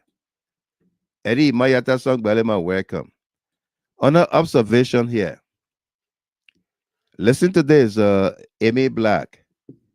Monique Walker. I know you're on your vacation, but wish your son happy birthday. This show is dedicated to him, okay? Eric Smith, your 21-year-old. Wish him happy birthday. Say from Uncle Michael. During the audit, we observed the following irregularities associated with the closeout exercise of the supplementary staff. The personnel listing used for the closeout exercise contained 721 personnel. A reconciliation between the personnel listing for the closeout exercise and the regular supplementary personnel listings provided for audit purposes revealed several staff of one listing were not included on the other and vice versa. We spoke about it here earlier. We observed 19 personnel on a closeout listing that were not included on the regular supplementary personnel listings, and 23 staff of the regular supplementary personnel listings were not included on a closeout listing. Okay, so that's it's possible you can have my name on this list and you don't have Sarah Paul name on the other list, and Sarah Paul name on this list and my name not on the name on the list where Sarah Paul is. But we are physically present. A variance of $4,537.69 was observed between the gross salary pay per the closeout payroll and the gross salary per the personnel listing for the periods. $4,000, $4,500. Severance benefits disbursed to 647 laid off contractors during a closeout exercise were computed at 2 weeks of the last month's salary of the contractors, contrary to Chapter 14, 14.5 A to D of the Decent Work Act of 2015. You hear that? The report is suggesting that when they lay off these people, they were even the contract they went against the Decent Work Act of 2015. They didn't follow through on it when they lay off these people. We observed that 74 staff with the total unpaid arrears and severance benefits amounting to $76,440 were not paid during the closeout exercise due to lack of evidence to authenticate the legitimacy of their employment. However, we observed no evidence that the unpaid checks were voided and the amount retained in the entity's account as required. Okay? Colson Denayu. Welcome. How are you, young man? Yeah, I like that. You say, Mr. Gilmer, I am dedicating this show to myself tonight. Ha ha ha. Absolutely welcome. The show is dedicated to you. Okay? Take it from me to you. Yeah. Yeah. And Clay Richards, I think whenever any stealing occurred, JMB got his cut. But JMB sanctioned stealing. When he went to Lufa, you remember what he said? Y'all can steal, but y'all must use the money here. Quote, unquote. Eddie, Mayata Song Bellyman. Welcome there. Say hello, the wise man, no doubt. Elizabeth Walker, welcome to you as well. Great to see you. All right. And Peter Sai, welcome there. Okay.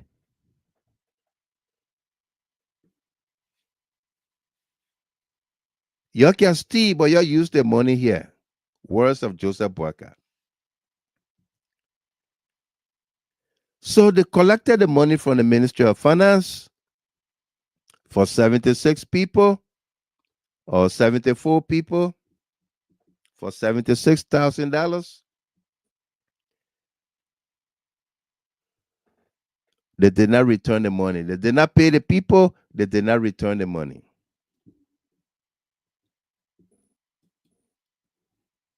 That's the government we have today in Liberia.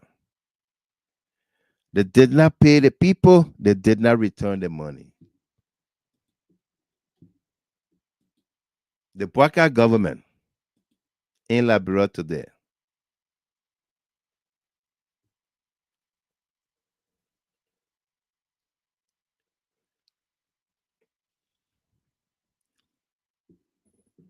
Okay. 2 months. 2 months.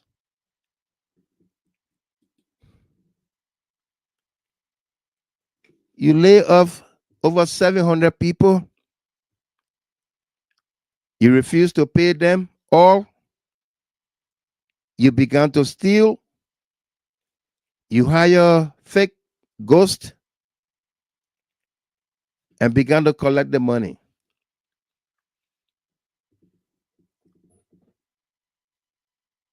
That's why they needed the position of the speaker. Because these communications will always go to the speaker, the president pro tem, besides, because they are the originator of the appropriation. Taxpayers' dollars originates from the House of Representatives. So you got to send a report back to the people. The people, the representatives are the direct representatives of the Liberian people. So you have to send a report back to the people. And we have a gang of criminals in the House of Representatives today, led by Richard Cohn.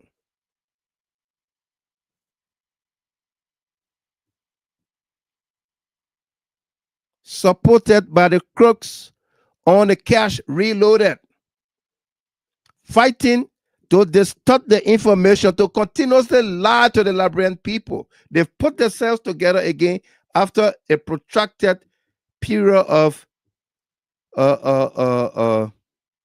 silence, illness, enjoyment, cash reloaded,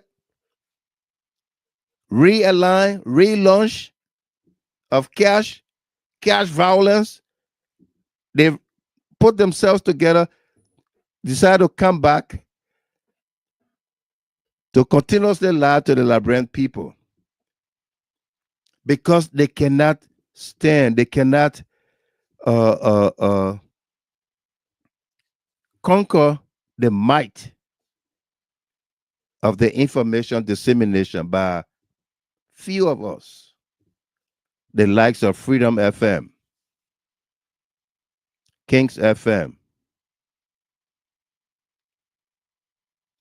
Jida Hard Talk, a few others who consistently stay out there. That's why people come here from the Unity Party or the government of today. They come here and they say, "Oh, you still doing this thing? You still talking? You can't get tired?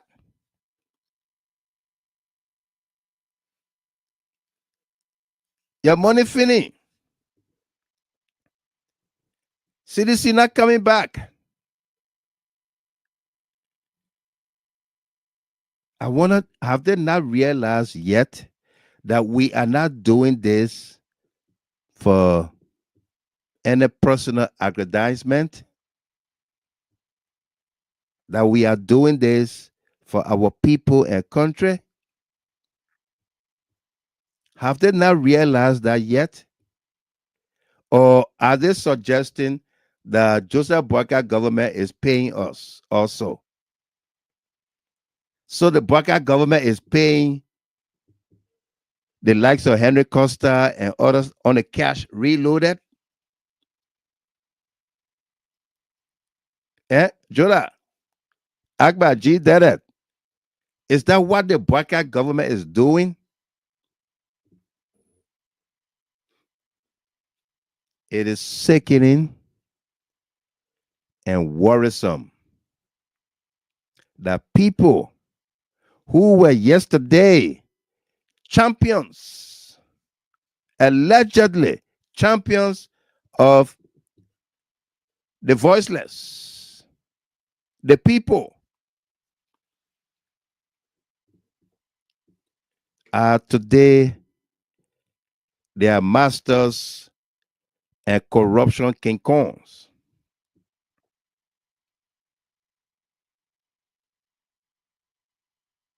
Are today the ones that are so corrupt.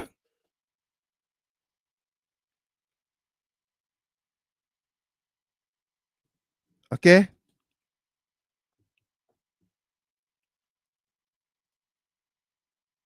The chameleons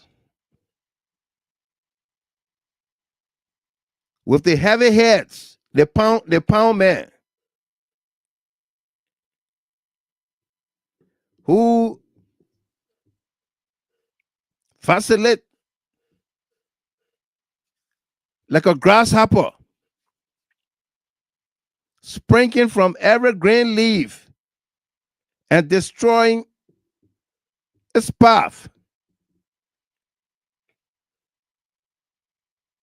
The behemoth at LBS are calling pound hay.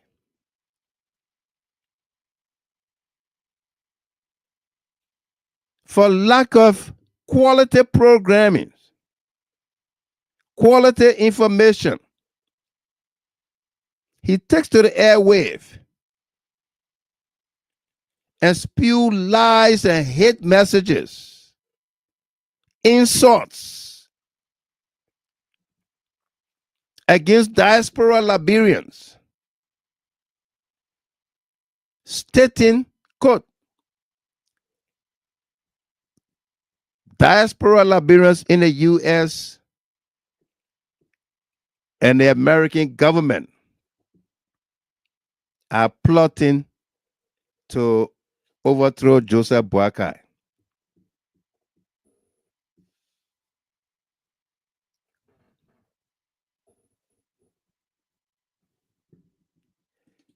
Yasake, where the lady from Atlanta, I will give you hard tests for your makeup. You just come into class. Your test will be hard. You're coming, teacher Pepe. She said, good evening to you, Mr. Gilmer. And my GHT CLF family. Welcome there, Yasa. Good to see you on here always, okay? Welcome. Jessica Beslow laughing. And Ali Bagayoko say, what kind of hay? Heavy hay. His head on your shoulders way more than his body. But Foko Kina inside. Yeah. Foko Kina inside. Get heavy head with zero brain. We'll talk about, we're going to be playing his audio. We're going to be playing his audio and do a lot more with it. To kind of say Liberians in the diaspora are in cahoots, are plotting with the American government to unseat Joseph Boakai. You know? Yeah, Cobra here, Ali Bagayogo. The Cobra cell gets sense. It can see and then it spring on the prey. But that other one that he even doesn't know what he's doing. Heavy here.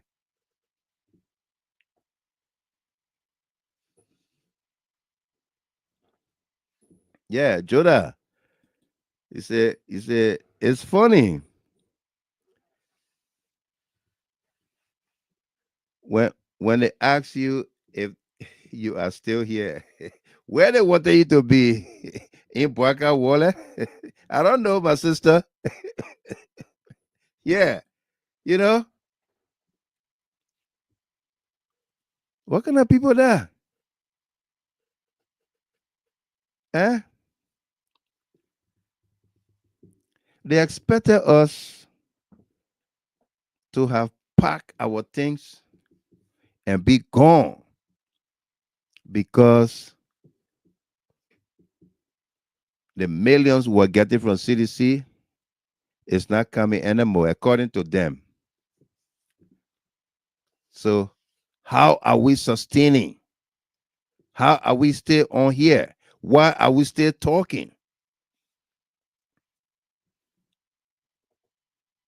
That's the puzzle that gets to them. Yeah. That's the puzzle that gets to them. But we are here because we are dedicated, we are passionate, we are committed,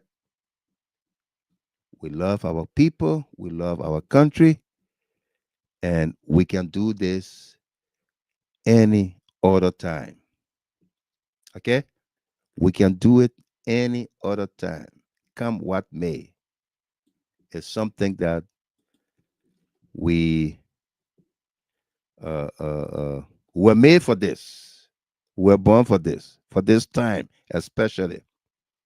And that's what I want to encourage all of us about. Okay? Yeah. Stand for your values, your principles. Don't compromise on them. Do not compromise on your values, your principles. If you don't know what your values or principles are, think about the times when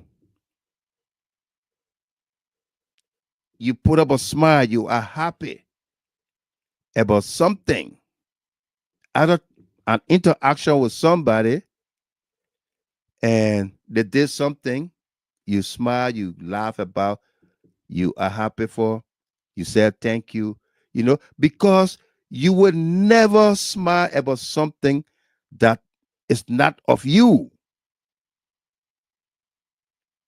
Okay? You will not be happy about anything that is not of you, of your making, of your character. So those things that make you happy, that make you smile, if you don't know your values, your principles, just take these from me tonight, these few words. Those things that make you happy, that put a smile on your face, that make you to either say thank you or somebody says thank you to you. Those are simply your values, your principles.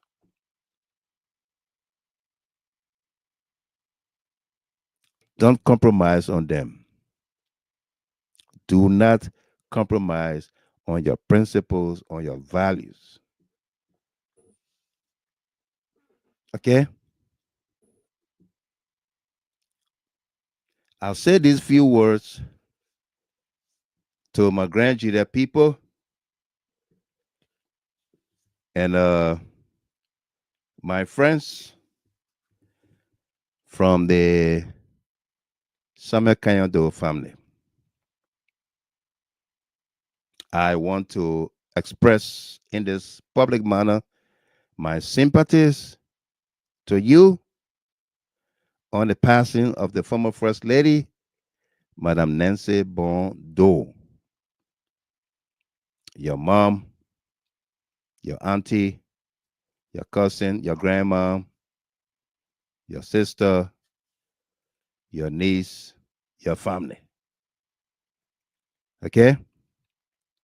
But the Liberian people say,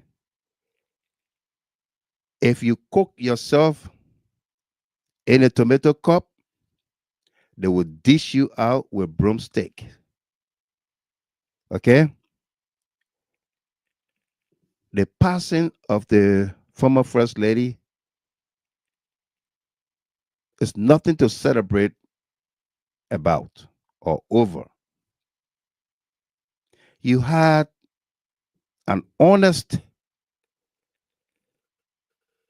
condolence message from a statesman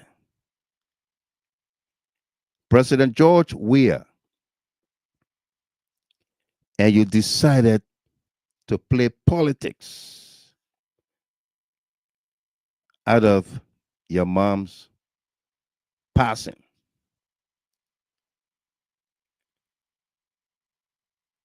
You saw the backlash that ensued. Instead of people sympathizing with you, people are questioning you, people are judging you, people are making all kinds of statements.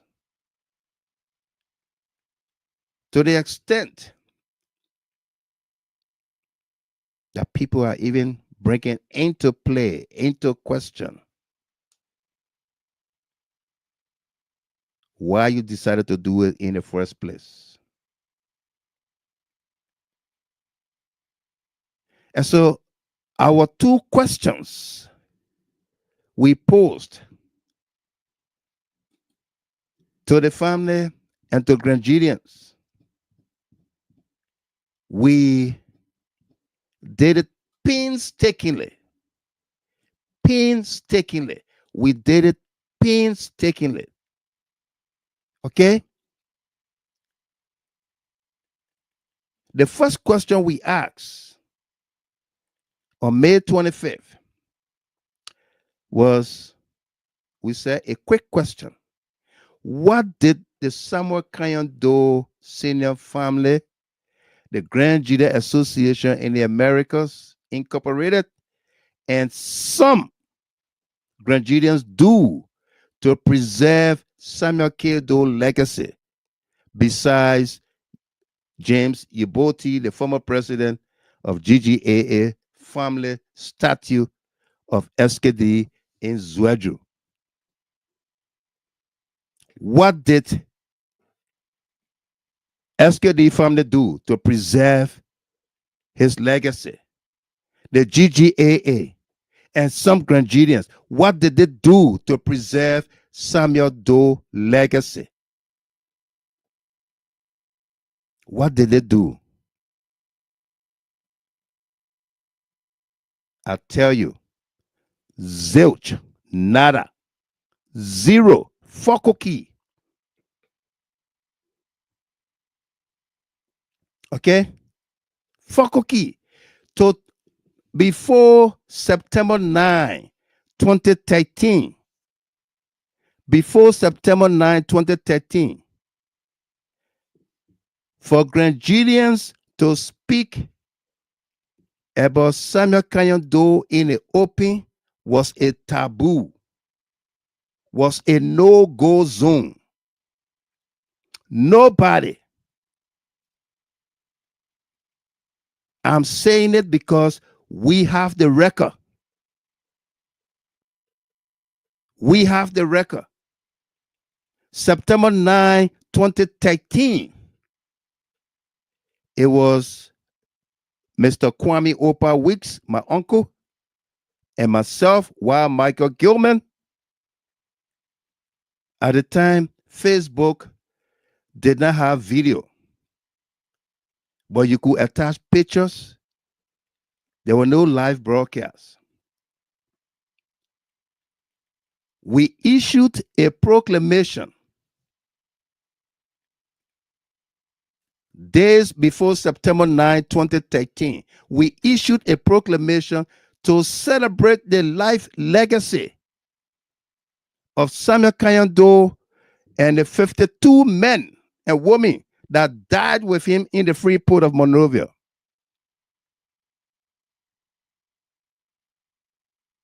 We did. That proclamation is still on the Grand Jury Forum on Facebook. It's in people's emails. We have it. We called on Grandians, educated ones, to do a eulogy of Samuel Kenyon Doe, to present it and be read by Liberians from all walks of life on that day, September 9, 2013. One of such person, Dr. Joe Gbagba, my own uncle.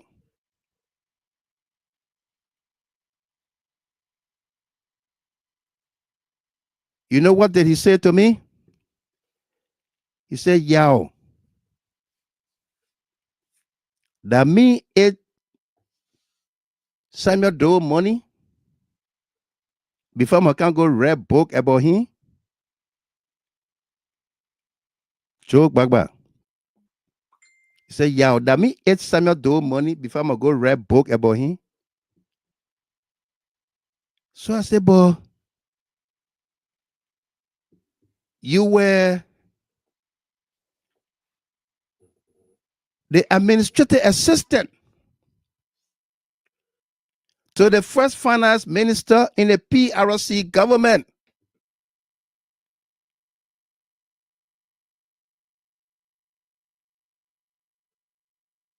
Without any accounting degree. Any accounting degree. You were administrative assistant to the then finance minister. Did you not get paid?" He said, "Oh, my piggy, you want dig guata on me?" You know, growing up in Zoju, when the big boys then be talking, when they talk about dig guata, is, you know, to roast.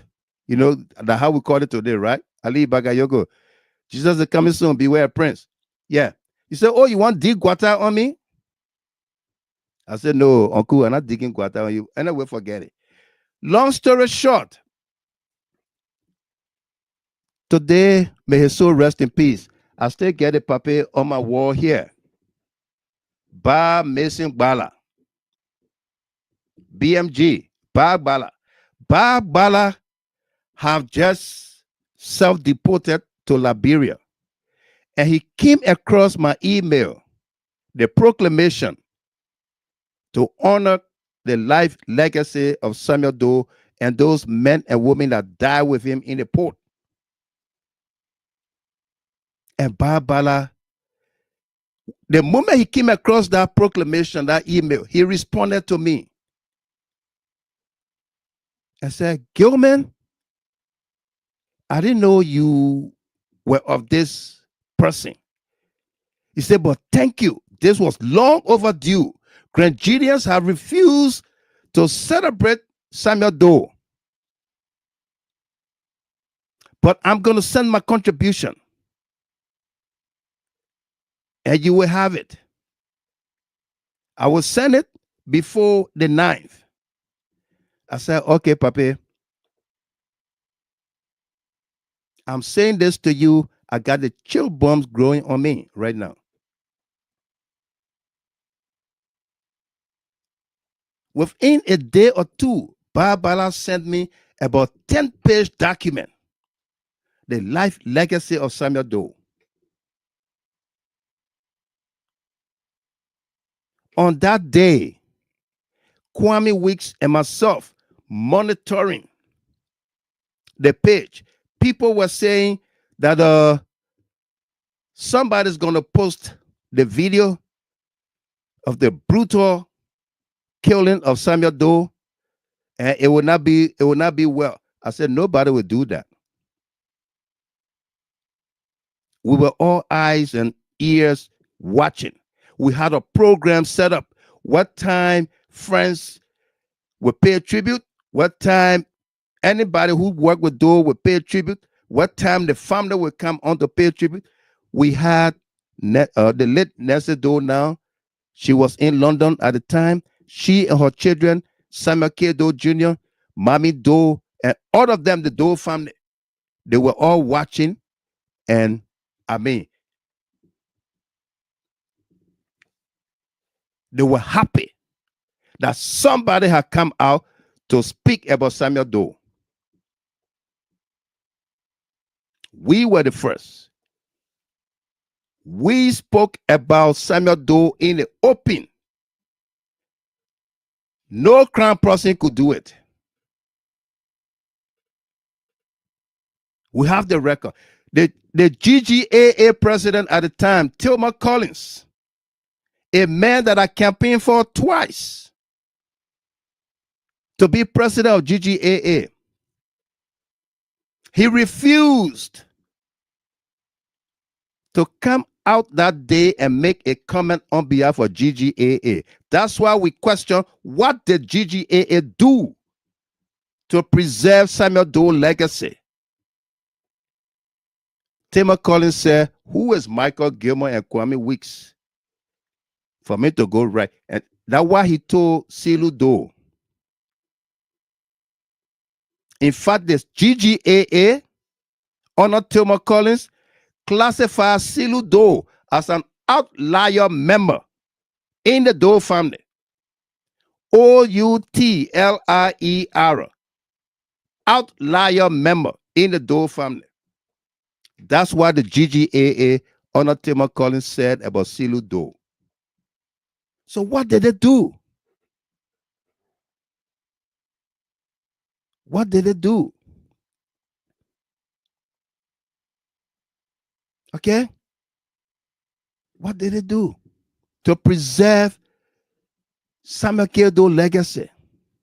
Zilch, zero, nada, focal key.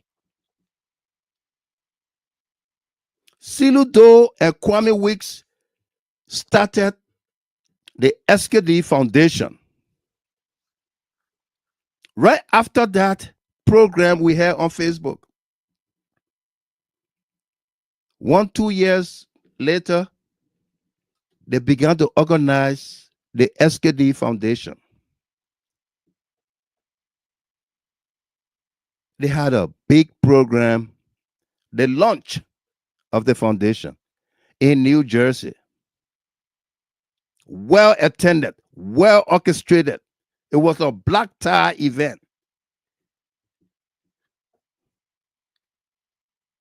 They saw over 400 people attended that program.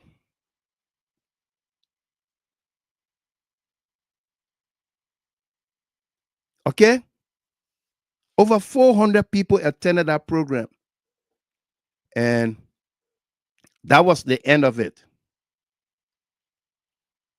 All they thought, Silu made millions out of the program. And that Kwame Weeks were eating the money.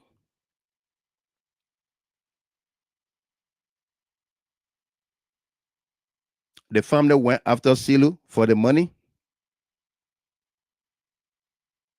Some elements in the Grand Judah community, in the GGAA, started playing politics with Kwame Weeks and Silu. Silu regards Kwame as her dad. She said, oh, her play part, her daddy. Like how she can call Kwame.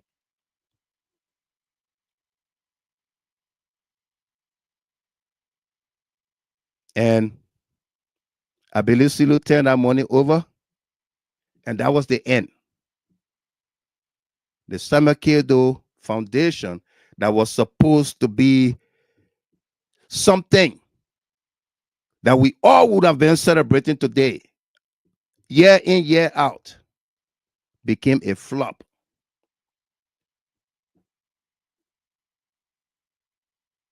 Became a flop. Jay Howard, G Massacre, how you doing? Welcome there. You got to see the beginning of the show. Became a flop. Okay? Yeah. So they did nothing. If there should be credit given to anybody for remembering the life legacy of Samuel Doe, should be the James Yiboti and his family. Somebody say that GGAA built the monument, the statue. Why you say Yiboti family? Yiboti family came out with almost 80% of the money. Okay? When it comes to the statue, then GGAA own it. But when it comes to the money, then J. Yiboti didn't leave money in their account. That's how our people behave. Then the last question we ask. Another question.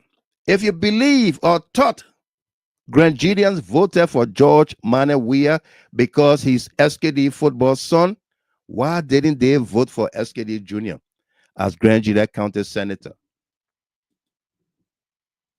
SKD Jr. ran to be senator in Grangidia County. He ran to be senator in Grangidia County. 3 of his uncles ran against him from the same house, from the same town, Tuzon. They ran against him.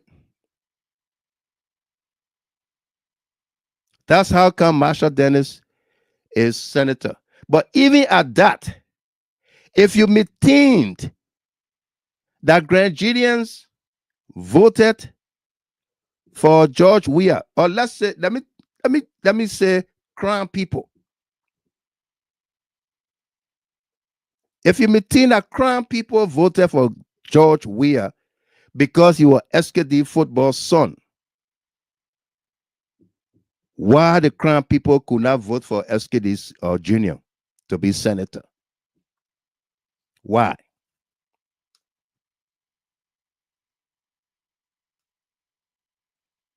Why they could not vote for SKD Jr. to be senator? But I reminded one of my own cousins. I said, Grangidia County is not only for Crown people. Crown people may be predominant in the county, but there are Grebels, there are Madingos, there are Peles, there are Vars, there are Guios and Manons. People from all across Liberia are right there in Grangidia County. So if you want to say Crown people will not vote for George Weah, we can argue that also. Because on the very post where you say Crown people will not vote for George Weah in 2029, Crown people were responding to you. Okay? So we should not play politics. When people died, when Prince Johnson died, what did we see? When Prince Johnson died, what did we see? Didn't we see Zoe Penu, a nephew of Samuel Kedo, crying bitterly for Prince Johnson? Didn't we see that?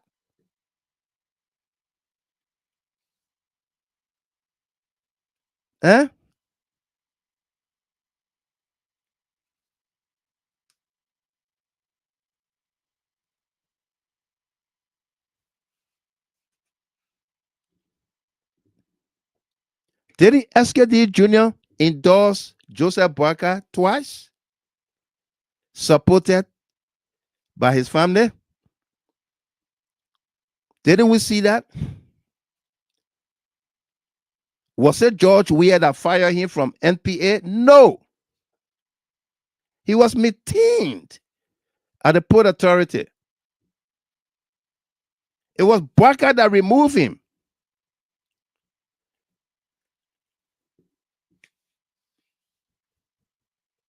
So it's sad. It's sad that our people will continue to play politics where there is none. It's sad. Okay? And I've always told people, I will not hesitate to speak truth. I cannot be wrong for doing the right thing. I cannot be wrong for doing the right thing, for speaking truth. I challenge anybody to come and tell you the opposite of what I just said. That nobody could speak of Samuel Doe before September 9, 2013 in the open. It was a taboo. It was a taboo. Then I will show you the email from Barbara.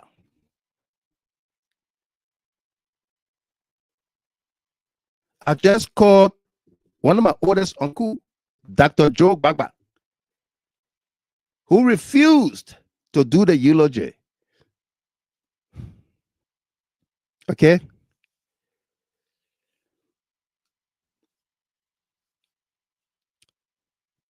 So, we've all lost a parent. I lost both of my parents. I lost my mom at a very early age. I was in the 9th grade when my mom passed. She was my breadwinner. She was my everything. Okay? She died tragically in a car accident.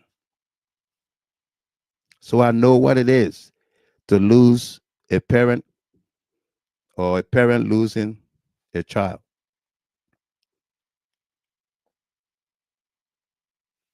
So let's not purge of poison thought. This is food for thought. Okay? We are very sorry for your loss, for your losses, but we have a government that is bent on distorting the facts. Okay? Joseph Braga can come up right now and say, I'm paying Nancy to her benefits to her children. And everybody will be happy. Everybody will be happy. But don't blame it on George Weah. Joseph Braga was vice president 12 years. Nancy Doe was there 12 years under Braga and Elling. Okay? Don't play politics. If you think Grand Junior or Crown people will not vote for George Weah because of this, we are all from there. We got families, we got friends, we got voices. We'll all campaign on the tangibles, the deliverables. The people did not vote for George Weah because he SKD football son. Okay? No.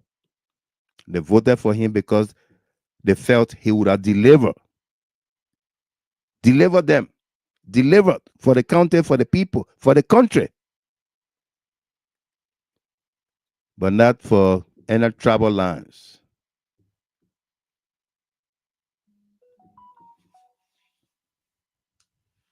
Yeah. Okay. So,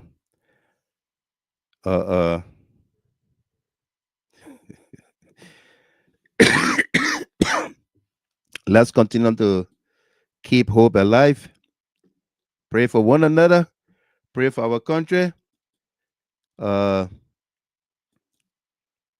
let's do this together, okay? Take your muffler on George Weah. George Weah is not your mate. Folks, so that does it for us here tonight. Tomorrow we'll be on. We'll take your calls then, okay? Until then, enjoy this song here by Musica. Take your muffler on George Weah.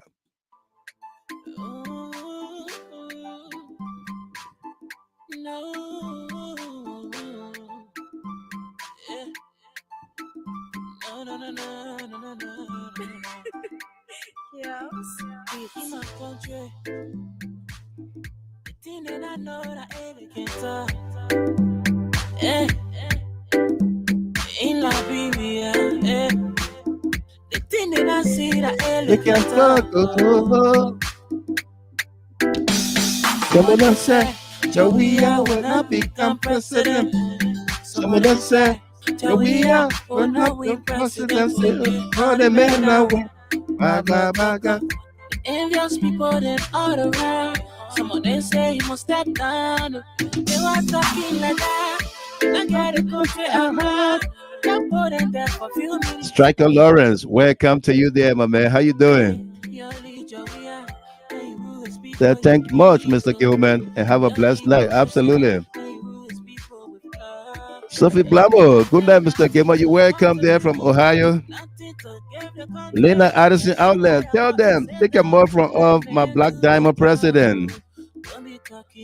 Jesus is coming soon. Beware, Prince. You welcome.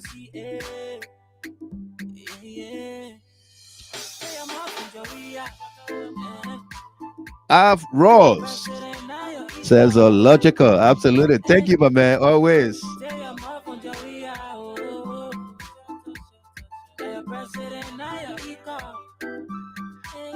And Ali Bagayogo, no doubt. He said, thanks as much as usual, my dear brother. Yao Michael Gilmore, absolutely. No doubt.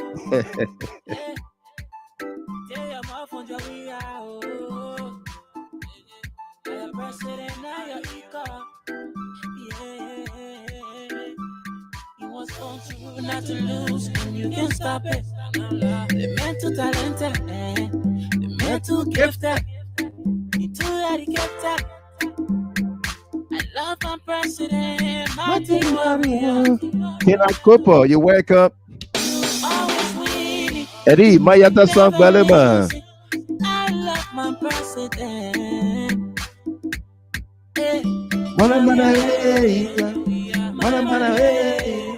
The country giant, long live the king.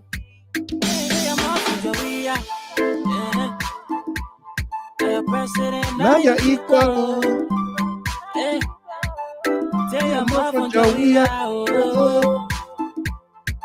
President, now you're equal.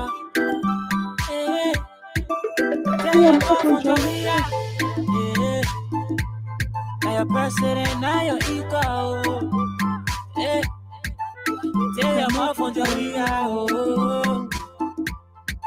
President, now you're equal.